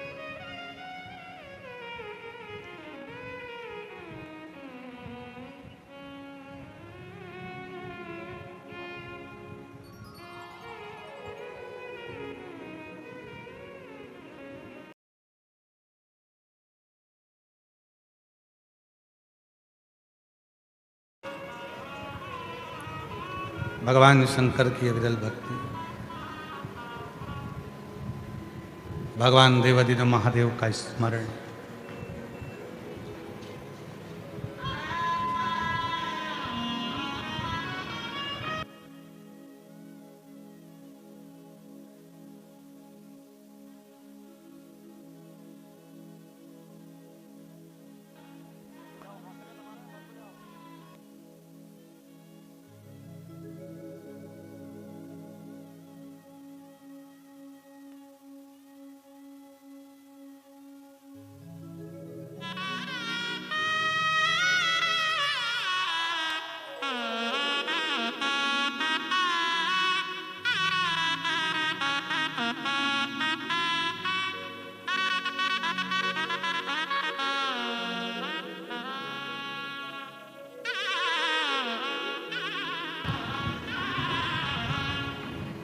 शिव कथा कर रहे हैं।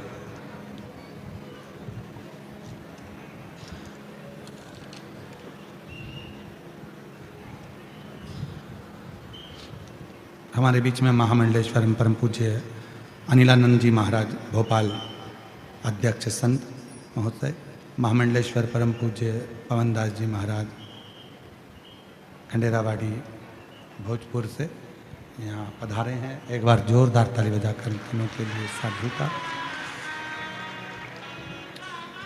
शिव कथा कर रही है, भगवान शंकर का पवित्र चरित्र का, शिव महापुराण की कथा वर्णन कर रहे हैं।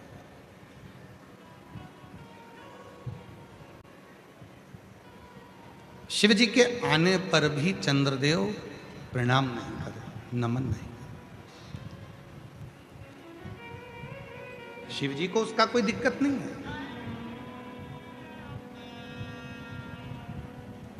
जो शंकर भगवान का परम भक्त होता है, जो शिव का परम भक्त होता है, वो मान अपमान दोनों को सम रखता है।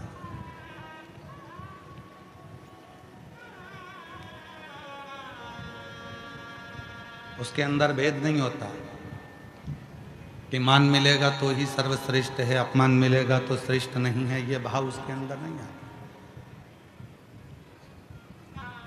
शिव जी ने कुछ नहीं कहा, सभा पूरी हो गई, सब चले गए,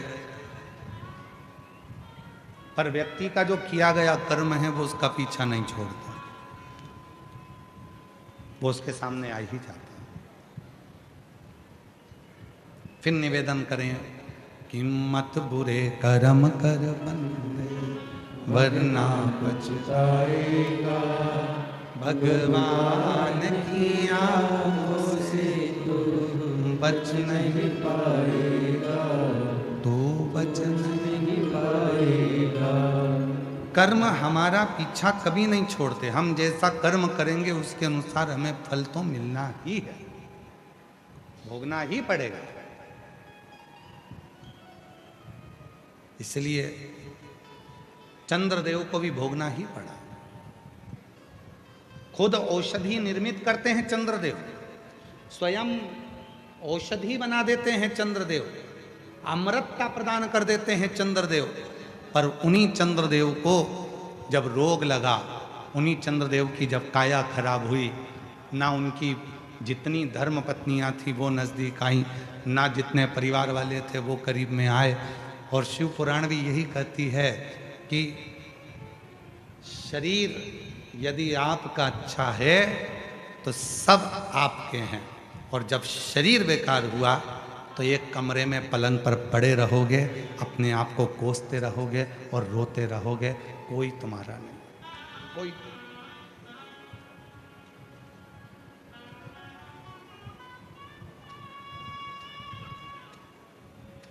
हरिद्वार कौन कौन गया है? हाथ उठाओ जरा, सब उठाओ हाथ जो हरिद्वार गए। हम भी गए, ठीक है।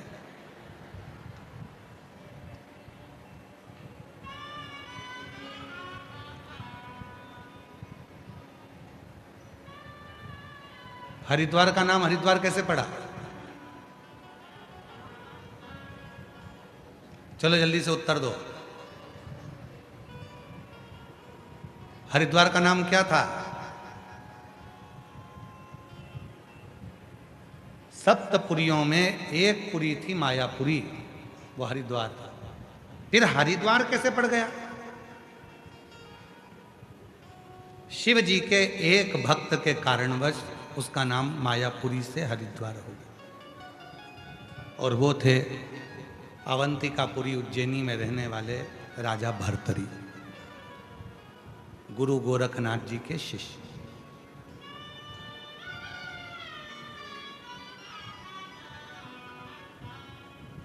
क्या नाम था उनका? राजा भर्तरी।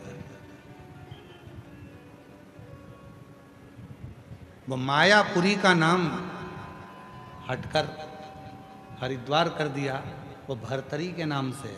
भर्तरी आखिरी में आता है हरि, उसी के नाम से वो हरि की पौड़ी हुई और उसी के नाम से हरिद्वार।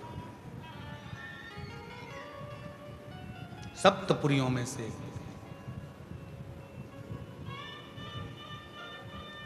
अब कभी विचार करा आपने कि जो राजा था, इतनी बड़ी प्रजा उसके साथ में थी, इतना बड़ा नगर उसके साथ में था, और वो एक संत बन गया, साधु बन गया, तपस्वी बन गया? कैसे? शिव महापुराण की कथा कहती है, जब वो देव अधिदेव महादेव जब कृपा करना चाहते हैं, और आपको भी कहा था कि आप सब ये लाखों की संख्या में आए हो, पंडालों में भरे पड़े हुए हो, ये मत सोचना कि आप अपनी मर्जी से आए हो। मेरे शंकर भगवान ने आपका हाथ पकड़कर डमरू बजाकर तुम्हें यहां कुछ देने के लिए बुलाया। कुछ देने के लिए मेरे शिव ने तुमको यहां आमंत्रित करा।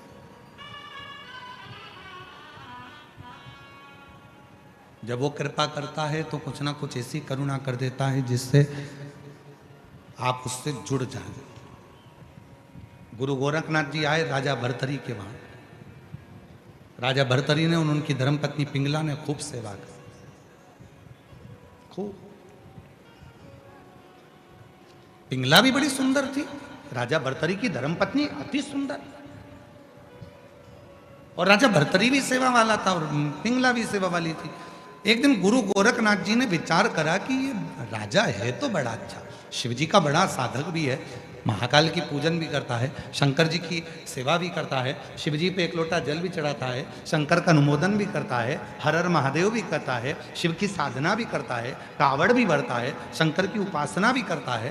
पर ये राजा राज्य के लायक नहीं, ये राजा तो स्वयं शिव के लायक है, भगवान शंकर की शरणागति के लायक।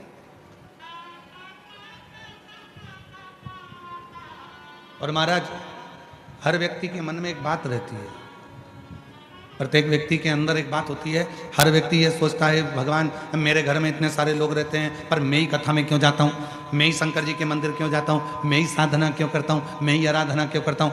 सारा परिवार दुकान संभालने में लगा है, सारा परिवार घर संभालने में लगा है, सारा परिवार पूरा घर परिवार देखने में संभालने में परिवार लगा हुआ है, पर तुम भगवान शंकर की कथा में आकर बैठे हो, तुम भगवान शंकर की शरणागति में आकर बैठे हो, तुम भगवान शंकर का भजन कर रहे हो, तो ये जान लेना कि कहीं शिव की कृपा है, तुम्हारा और भगवान शंकर का कोई पुराना संबंध होगा, इसलिए शंकर जी तुम्हें पकड़कर कथा के पंडाल में लेकर जा रहे हैं, मंदिर तक लेकर जा रहे हैं, साधना में बिठा रहे हैं। कोई पुराना संबंध तुम्हारा शिव से हो, कोई पुराना संबंध, और कोई पिछले जन्म के अच्छे कर्म मुझे बाबा तेरा साथ मिला, कोई पिछले जन्म के अच्छे कर्म मुझे बाबा तेरा साथ मिला, जहाँ सारी दुनिया झुकती है, जहाँ सारी दुनिया झुकती है, मुझे वो आली दरबार मिला, दरबार मिला, कोई पिछले जन्म के अच्छे कर्म मुझे बाबा तेरा साथ मिला। कोई पूर्व का कर्म होगा, कोई पूर्व का अच्छा कर्म होगा जो बाबा तुम्हें बुलाए। एक पत्र है, अच्छा है,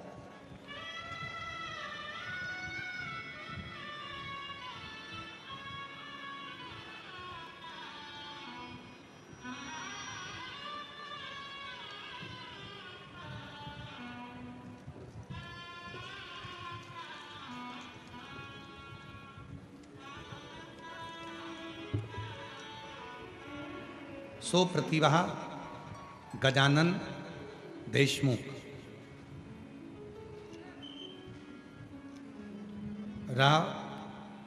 रहने वाले बेलूरा, तहसील पातुर, जिला अकोला से आई हैं। कहीं बैठी हों तो हाथ हिला सकती हैं, अगर कहीं बैठी हों तो हाथ हिला सकती हैं। सो प्रतिभा गजानन देशमुख, बेलूरा, तहसील पातुर, जिला अकोला। मेरा मोबाइल नंबर ये है। एक लोटा जल और सीहोर के रुद्राक्ष और मिट्टी का प्रभाव बताना चाहती हूँ। गुरुदेव, 20 साल से मेरे घर औलाद नहीं थी, मेरी उम्र भी बहुत ज़्यादा हो गई और मेरे घर में 20 साल तक औलाद नहीं। ऐसी कोई जगह नहीं जहां हम लोगों ने इलाज ना करवाया, दिखाया नहीं, डॉक्टर को दिखाया, सब इलाज करवाए, पर 20 साल तक औलाद का सुख नहीं है। तब परिवार वालों के कहने पर सीहोर गई, वहाँ का रुद्राक्ष लिया, सीहोर गई, वहाँ से रुद्राक्ष लाया और रुद्राक्ष का जल पीने लगी और मेरा गर्भ बाबा की कृपा से ठहर गया। 27/3/2025 को 20 साल के बाद, 27/3/2025 को 20 साल के बाद पुत्र रत्न की प्राप्ति हुआ। ये शिव की कृपा। एक लाइन अच्छी लिखी है, पढ़ो जरा आप भी। जो दिल से मांगोगे वो दिल से देगा, जो दिल से मांगोगे वो दिल से देगा। मेरा भोला भंडारी है, मेरा भोला भंडारी है, खाली झोली भर देगा।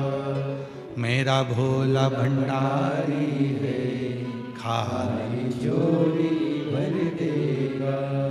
मस्तक पे चंदा है, उजियारा कर देगा। मस्तक पे चंदा है, उजियारा कर देगा। मेरा भोला भंडारी है, खाली झोली भर देगा। मेरा भोला भंडारी है, खाली झोली भर देगा। एक पत्र बड़ा सुंदर है। मनोरमा सुरेश डोरे, मैं आकोला की रहने वाली हूँ, कहीं बैठी हूँ तो हाथ हिला सकती हैं। मनोरमा सुरेश डोरे, आकोला की रहने वाली हूँ। 2020 से आपकी कथा सुन रही हूँ। आपके बताए उपाय का मैं क्या वर्णन करूं। मेरे बेटे की सरकारी नौकरी नहीं थी। आपने महाशिवरात्रि वाला 12 गेहूं का उपाय किया, फिर मेरे बेटे ने भी नौकरी के लिए अप्लाई किया।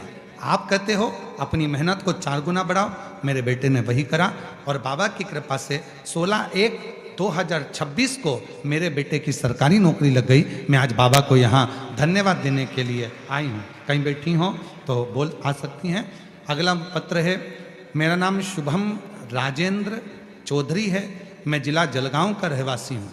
भोले बाबा का मैं क्या गुणगान करूँ। गुरुदेव, सीए की पढ़ाई कर रहा था पर एग्जाम क्लियर नहीं हो रहा था, तब आपकी कथा सुनकर मेहनत को करना प्रारंभ करा और मेहनत 4 गुना करी। शिव के मंदिर में जाकर साफ सफाई करना, शिव मंदिर की सेवा करना और बाबा की कृपा से आज 2026 में बाबा ने ऐसी करुणा कर दी कि मेरा सीए क्लियर हुआ और मैं बाबा को यहाँ धन्यवाद देने के लिए, प्रणाम करने के लिए यहाँ आया हूँ।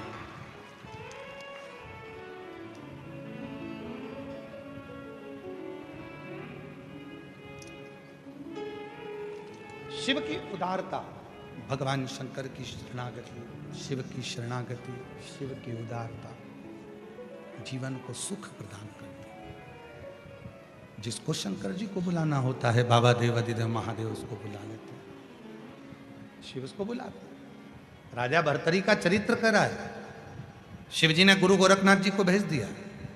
गुरु गोरखनाथ जी पहुंचे, राजा भर्तरी को देखा, पति उसकी पत्नी को देखा, पिंगला को, बड़ी सेवा कर रही थी, बड़ी सेवा कर रही थी। राजा भर्तरी भी बड़ी सेवा कर रहा था, प्रसन्न हो गए।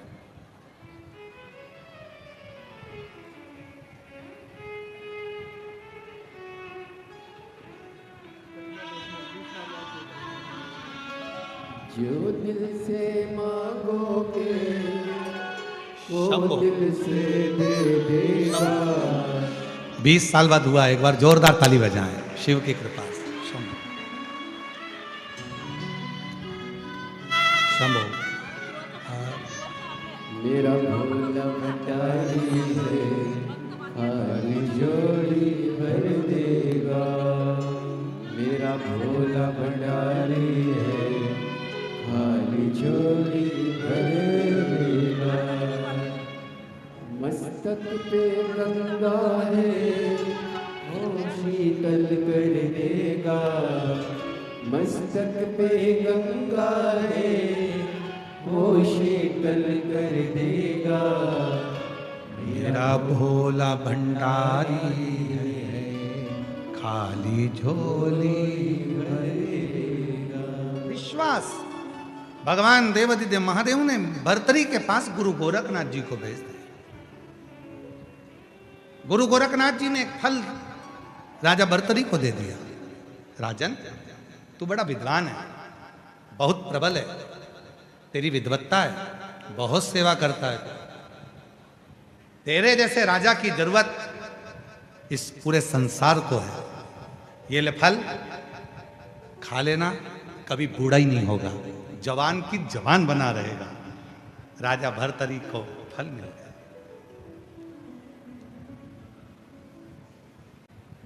राजा भर्तरी को फल मिला। राजा भर्तरी फल लेकर गए, विचार करा कि मैं तो जवान हो जाऊंगा पर मेरी पत्नी बड़ी सुंदर है, पिंगला, इससे मैं बहुत प्रेम करता हूँ, इतना प्यार करता हूँ कि इसके बिना 1 मिनट नहीं रह सकता। तो मैं फल खाऊं और जवान हो जाऊं और मेरी पत्नी बूढ़ी हो जाए। एक काम करता हूं कि ये फल मैं अपनी धर्म पत्नी पिंगला को दे देता हूं, वो जवान रहेगी, बूढ़ी नहीं होगी, तो मुझे भी अच्छा लगेगा। और फल लिया, उस फल को पिंगला को दे दिया। और फल पिंगला के पास में आया। पिंगला, ये वो फल है जिसको खा लो तो बूढ़े नहीं होते, जवान की जवान बनी रहेगी पिंगला। पिंगला ने फल लिया और विचार करा कि मैं जवान हो जाऊं और मैं जिससे प्यार करती हूं वो बूढ़ा हो जाए। पिंगला प्रेम करती थी राजा के दरवाजे के एक द्वारपाल से।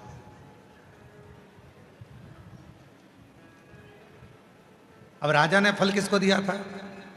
जम के तो बोलो, पिंगला। पिंगला ने फल किसको दिया? दरवाजे पे खड़े हुए द्वारपाल। राजा के दरवाजे पर जो द्वारपाल खड़ा रहता है, मैं उसको बहुत प्रेम करती हूँ, बहुत प्यार करती हूँ, वो भी मुझे प्रेम करता है। ये फल मैं उसको दे देती हूँ। पिंगला ने वो फल राजा के दरवाजे के द्वारपाल को दे दिया। द्वारपाल ने फल लिया और विचार करा कि मैं फल खा लूंगा और जवान हो जाऊंगा, पर मैं तो प्यार करता हूं वो रहने वाली वेश्या को, जो राजा के महल में नाचती है, नर्तकी है, और इतनी सुंदर नर्तकी है, इतनी सुंदर वो वेश्या है। अगर वो जवान रहेगी, मैं उससे प्रेम करता हूं, तो फल वो खाए, वो जवान रहेगी तो मैं भी खुश रहूंगा।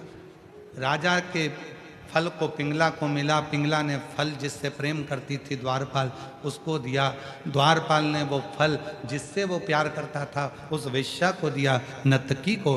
और वेश्या के पास में फल आया तो वेश्या ने पूरी रात विचार करा, इतना सुंदर फल है, मैं जवान हो भी जाऊंगी तो क्या मतलब, अगर मेरे नगर का राजा भर्तरी इतना अच्छा राजा है, अगर वो जवान हो जाएगा तो ये फल उसके काम आए। और वो फल नर्तकी लेकर पिंगला के पति उस राजा भर्तरी के पास पहुंच गए।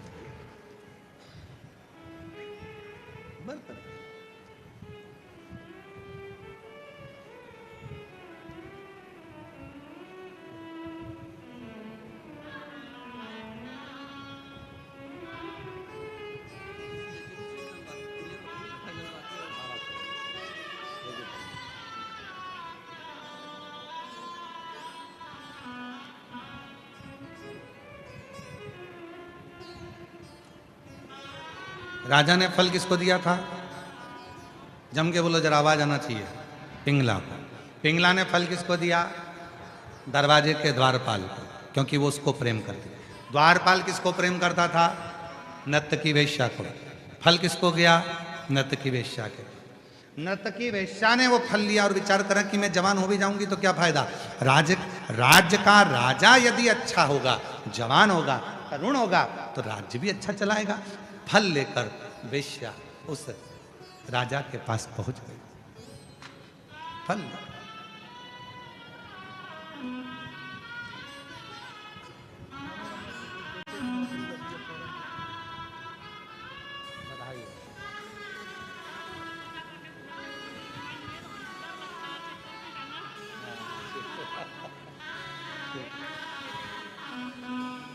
बधाई बधाई।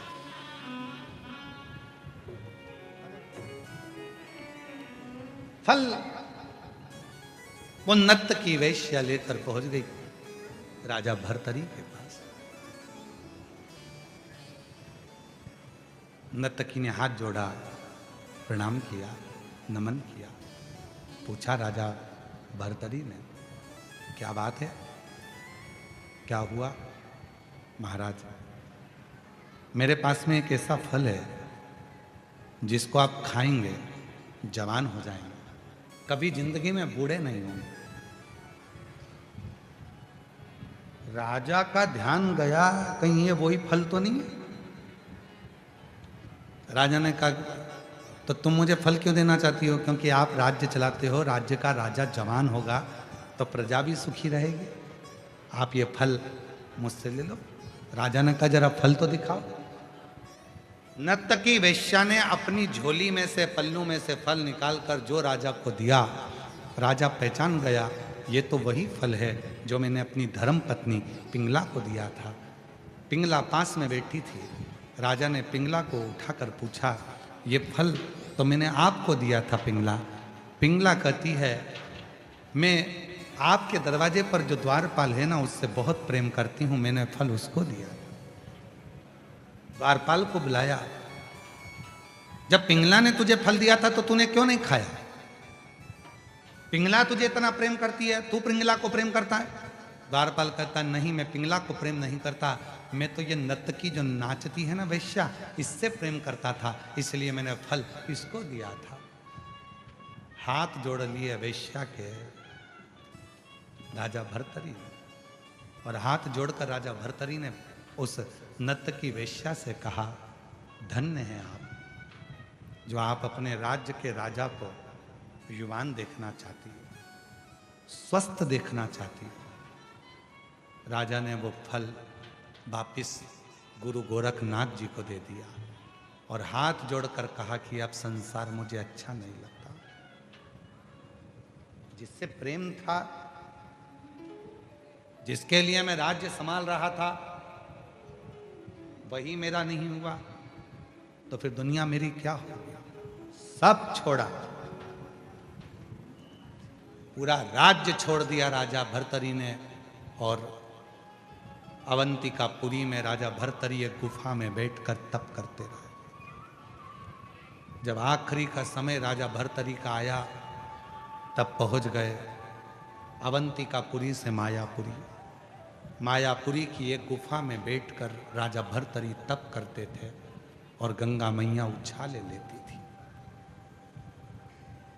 राजा विक्रमादित्य को मालूम पड़ा कि मेरे भाई राजा भर्तरी एक गुफा में बैठकर तप करते हैं और उस गुफा से उतरकर गंगा का स्नान करने जाते हैं, तो उन्होंने उस गुफा से लेकर गंगा के तट तक सीढ़ियां बनवा दी, पौड़ियां बनवा दी। वो पौड़ियों का नाम था भर्तरी की पौड़ी, तो उसका नाम हो गया हरि की पौड़ी। और बाद में वो मायापुरी शिव के गुरु गोरखनाथ जी के वो भक्त भर्तरी के नाम से वो मायापुरी का नाम हरिद्वार हो गया। भर्तरी हरि हरि हरि पीछे का जो शब्द था वो मायापुरी से जुड़ गया। वो माया दुनिया के लोगों को लगता है कि हम शिव जी को जल चढ़ाते हैं तो शंकर का स्मरण होता। ना ना ना,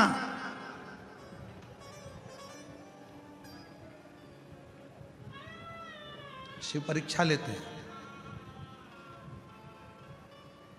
परीक्षा की पहली सीढ़ी है भगवान शंकर की भोजन। परीक्षा की पहली सीढ़ी है भगवान शंकर की भोजन। ध्यान रखना इस बात के लिए। कहने वालों ने ऐसे नहीं कह दिया कि भूखे को भोजन और प्यासे को पानी और जय बाबा बर्फानी। रुद्राक्ष महोत्सव सीहोर में होता है। दूर दूर से लोग आते हैं। लोग कोई चाय पिलाता है, कोई भंडारा चलाता है, कोई पोहा बांटता है, कोई आइसक्रीम बांटता है, कोई पानी बांटता है। अभी भुसावल में कथा चल रही है। मां ताप्ती के तट पर भुसावल की पवित्र भूमि पर ये पवित्र कथा महाराष्ट्र की पवित्र धरा पर चल रही है। आज कथा का दूसरा दिवस है। हम रास्ते में से आते आते देख रहे थे कोई पानी की बोतल बांट रहा है, कोई पानी का पाउच बांट रहा है, कोई टंके में पानी भर लिया गिलास से पानी पिला रहा है। उनको देखकर हमें लग रहा था शंकर भगवान की कथा बार बार कहती है कि शिव जी से स्वयं मां जगत जननी माता सती ने भगवान शंकर से प्रश्न किया था, भोले बाबा आप जब संसार के लोगों से प्रेम करते हो, संसार के लोगों से स्नेह करते हो, जब संसार के लोगों को आप देना प्रारंभ करते हो, उससे पहले आप संसार के लोगों की परीक्षा लेते हो? शिव जी ने कहा हाँ। तो वो परीक्षा कौन सी होती है? तब भगवान शंकर ने कहा वो पहली परीक्षा है, मैं भूखे का रूप धरकर, एक भिक्षुक का रूप धरकर, प्यासा बनकर, भूखा बनकर, एक सन्यासी बनकर, एक भिक्षुक बनकर, किसी शंकर का जो भक्त होता है, शिव का जो उपासक होता है, उससे पेट भरने के लिए अन्न मांगता हूँ, भोजन मांगता हूँ, पीने को पानी मांगता हूँ। मैं देखता हूँ वो मेरा हुआ कि नहीं। धन नहीं,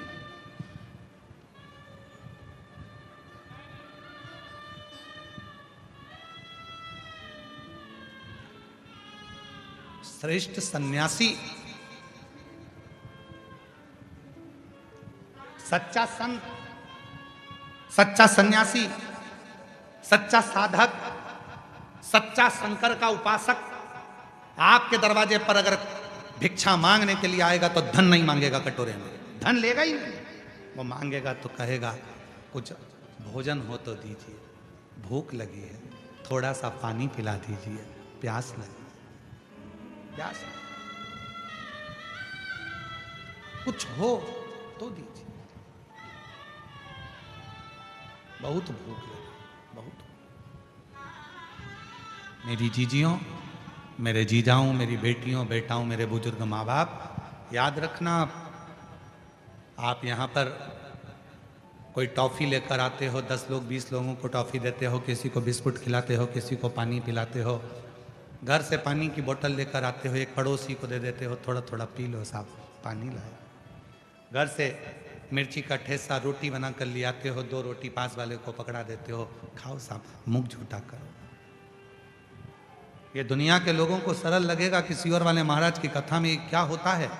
लोग भोजन बांटते हैं, लोग पानी बांटते हैं, लोग टॉफ़ी बांटते हैं, लोग बिस्कुट बांटते हैं।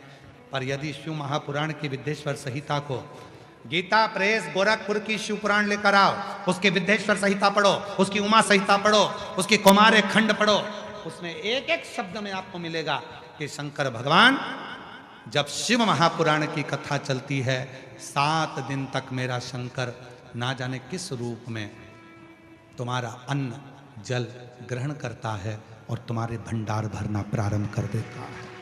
ना जाने किस रूप में आता है। भूख लगी है, वो पैसा नहीं मांगेगा, वो तुमसे धन नहीं लेगा, वो पैसा चाहिए ही नहीं उसको। पानी पिला दीजिए। भूख लगी है, कुछ है क्या तुम्हारे पास में, कुछ खिला दीजिए।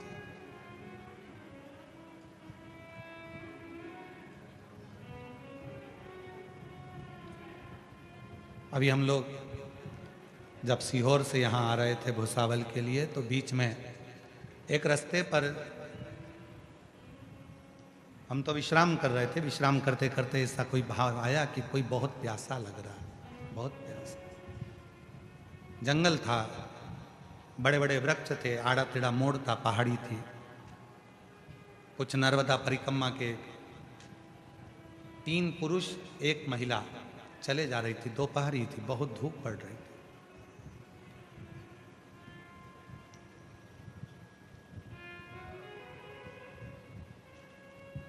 हमने सुनील से कहा कि गाड़ी को थोड़ा सा कहीं साइड लगाओ, ऐसा लग रहा है कि कोई यहाँ पर प्यासा है, किसी को भूख लग रही है या प्यास लग रही है। रोका,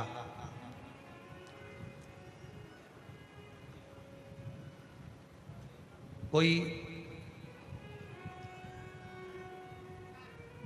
महिला भी थी, 3 पुरुष भी थे, और उतरते से हमने पानी का बोतल उनको दिया, तो वो माता की आंख से आंसू झलक कर कहा, हमारे टंगल में 2 घंटे से पानी नहीं है और हम चल चल कर प्यासे हो गए। तब हमने भगवान भोलेनाथ से, माई नर्मदा से प्रार्थना करी कि कोई पानी मिल जाए, और ये पानी की बोतल मिली। हमने कहा, माँ, भगवान धन की भाषा नहीं समझता, पर भगवान दिल की भाषा समझता है। जब कोई भक्त पुकारता है तो शिव किसी भक्त को भेज देता।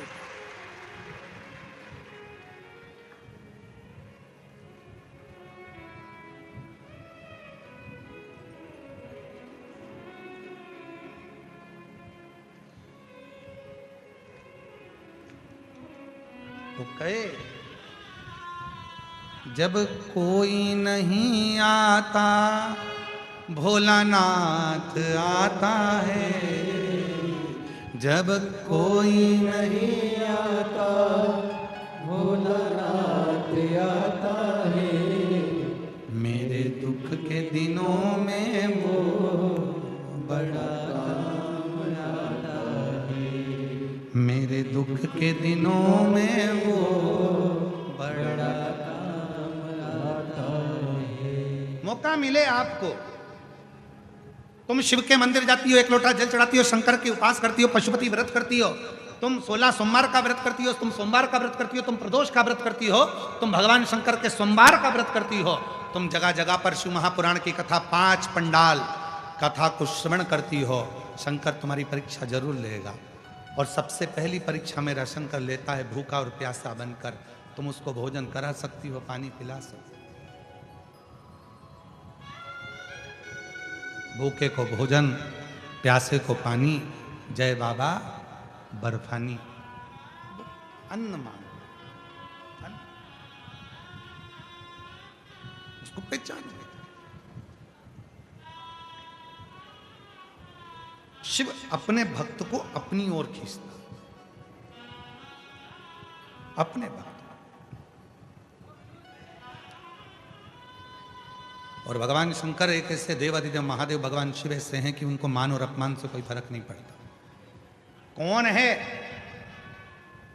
इंद्रदेव ने भगवान शंकर का अपमान करा, चंद्रदेव ने भगवान शंकर का अपमान करा, भगवान ब्रह्मा जी ने शंकर भगवान का अपमान करा। कितने देवताओं की लिस्ट है जिन्होंने अपमान करा, पर शंकर जी उस अपमान से कभी मन में क्षुब्धता नहीं लाए।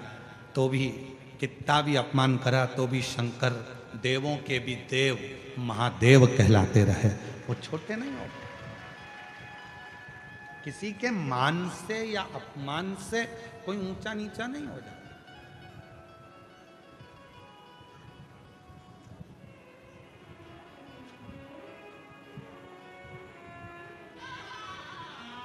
किसी के मान और सम्मान से कोई ऊंचा नीचा या अपमान से मान सम्मान, अपमान से आपको सम्मान दिया तो आप श्रेष्ठ हो गए, आपको अपमान मिला तो आप अश्रेष्ठ हो गए, ये कोई बात नहीं है। किसी ने आपको गाली दी और आपको अंदर से भीतर से लग गई, वो गाली चुभ गई, ये श्रेष्ठता नहीं है। ठीक है, आप शिव से संबंध जोड़ो, भगवान शंकर से संबंध। आपको मालूम है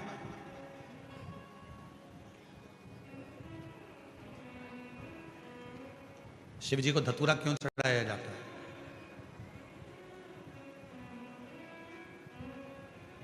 क्यों भगवान शंकर को धतूरा समर्पित किया जाता है?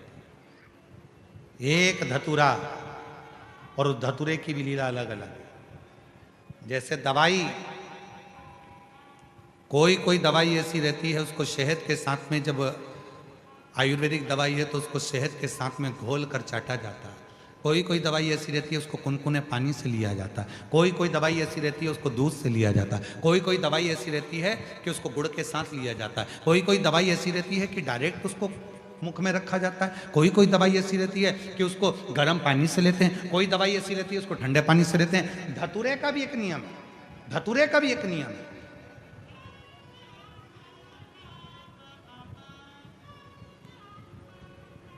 जब किसी के जीवन में गठिया जैसी बीमारी हो जाती है और लगता है कि गठिया बाय हो गए, उसका भी एक पत्र आया है। देखो कहीं ये पत्र देखिए। महाराज, मेरा नाम सुरेखा प्रमोद सूर्यवंशी है, मैं भूसावल से हूँ। कहीं बैठी हो तो हाथ हिला सकती हैं। सुरेखा प्रमोद सूर्यवंशी। गुरुजी, 15 सालों से मुझे गठिया जैसी बीमारी थी। मेरे हाथ पैर ठंड के समय में टेढ़े हो जाते थे।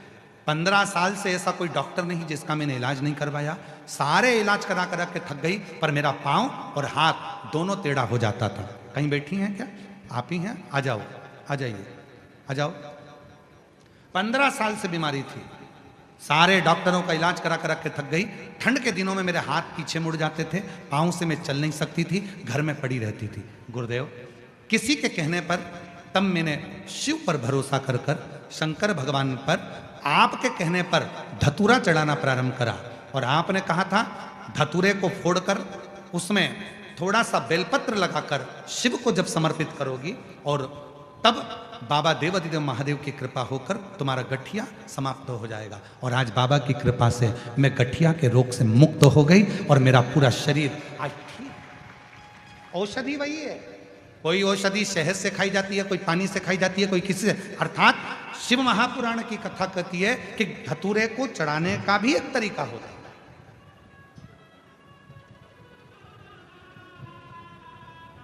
धतूरे को चढ़ाने, कोई बच्चा है, हाथ पैर से विकलांग है, शरीर से विकलांग है, नहीं सही हो रहा, प्रदोष की प्रदोष, एक धतूरा शिव जी को, एक दुर्वा, एक कनेर का पुष्प, तीनों शिव जी के मंदिर में चढ़ाना प्रारंभ कर दो। दुर्वा लाओ, पीसो। विकलांग है, चल फिर नहीं रहा है, डॉक्टर का भी इलाज चल रहा है, उसको वो दुर्वा पीस कर सुबह दोपहर शाम 3 बार उसको देना प्रारंभ करो। धीरे धीरे बच्चे की बुद्धि का विकास होगा और बच्चा एक दिन इतना एक्टिव हो जाएगा कि खुद उठने का प्रयास करेगा और हाथ पैर भी उसका काम करेगा, खुद करेगा। डॉक्टर का इलाज करवाते रहो। धतूरा भी किस चीज के लिए चढ़ा रहे हो, कैसे समर्पित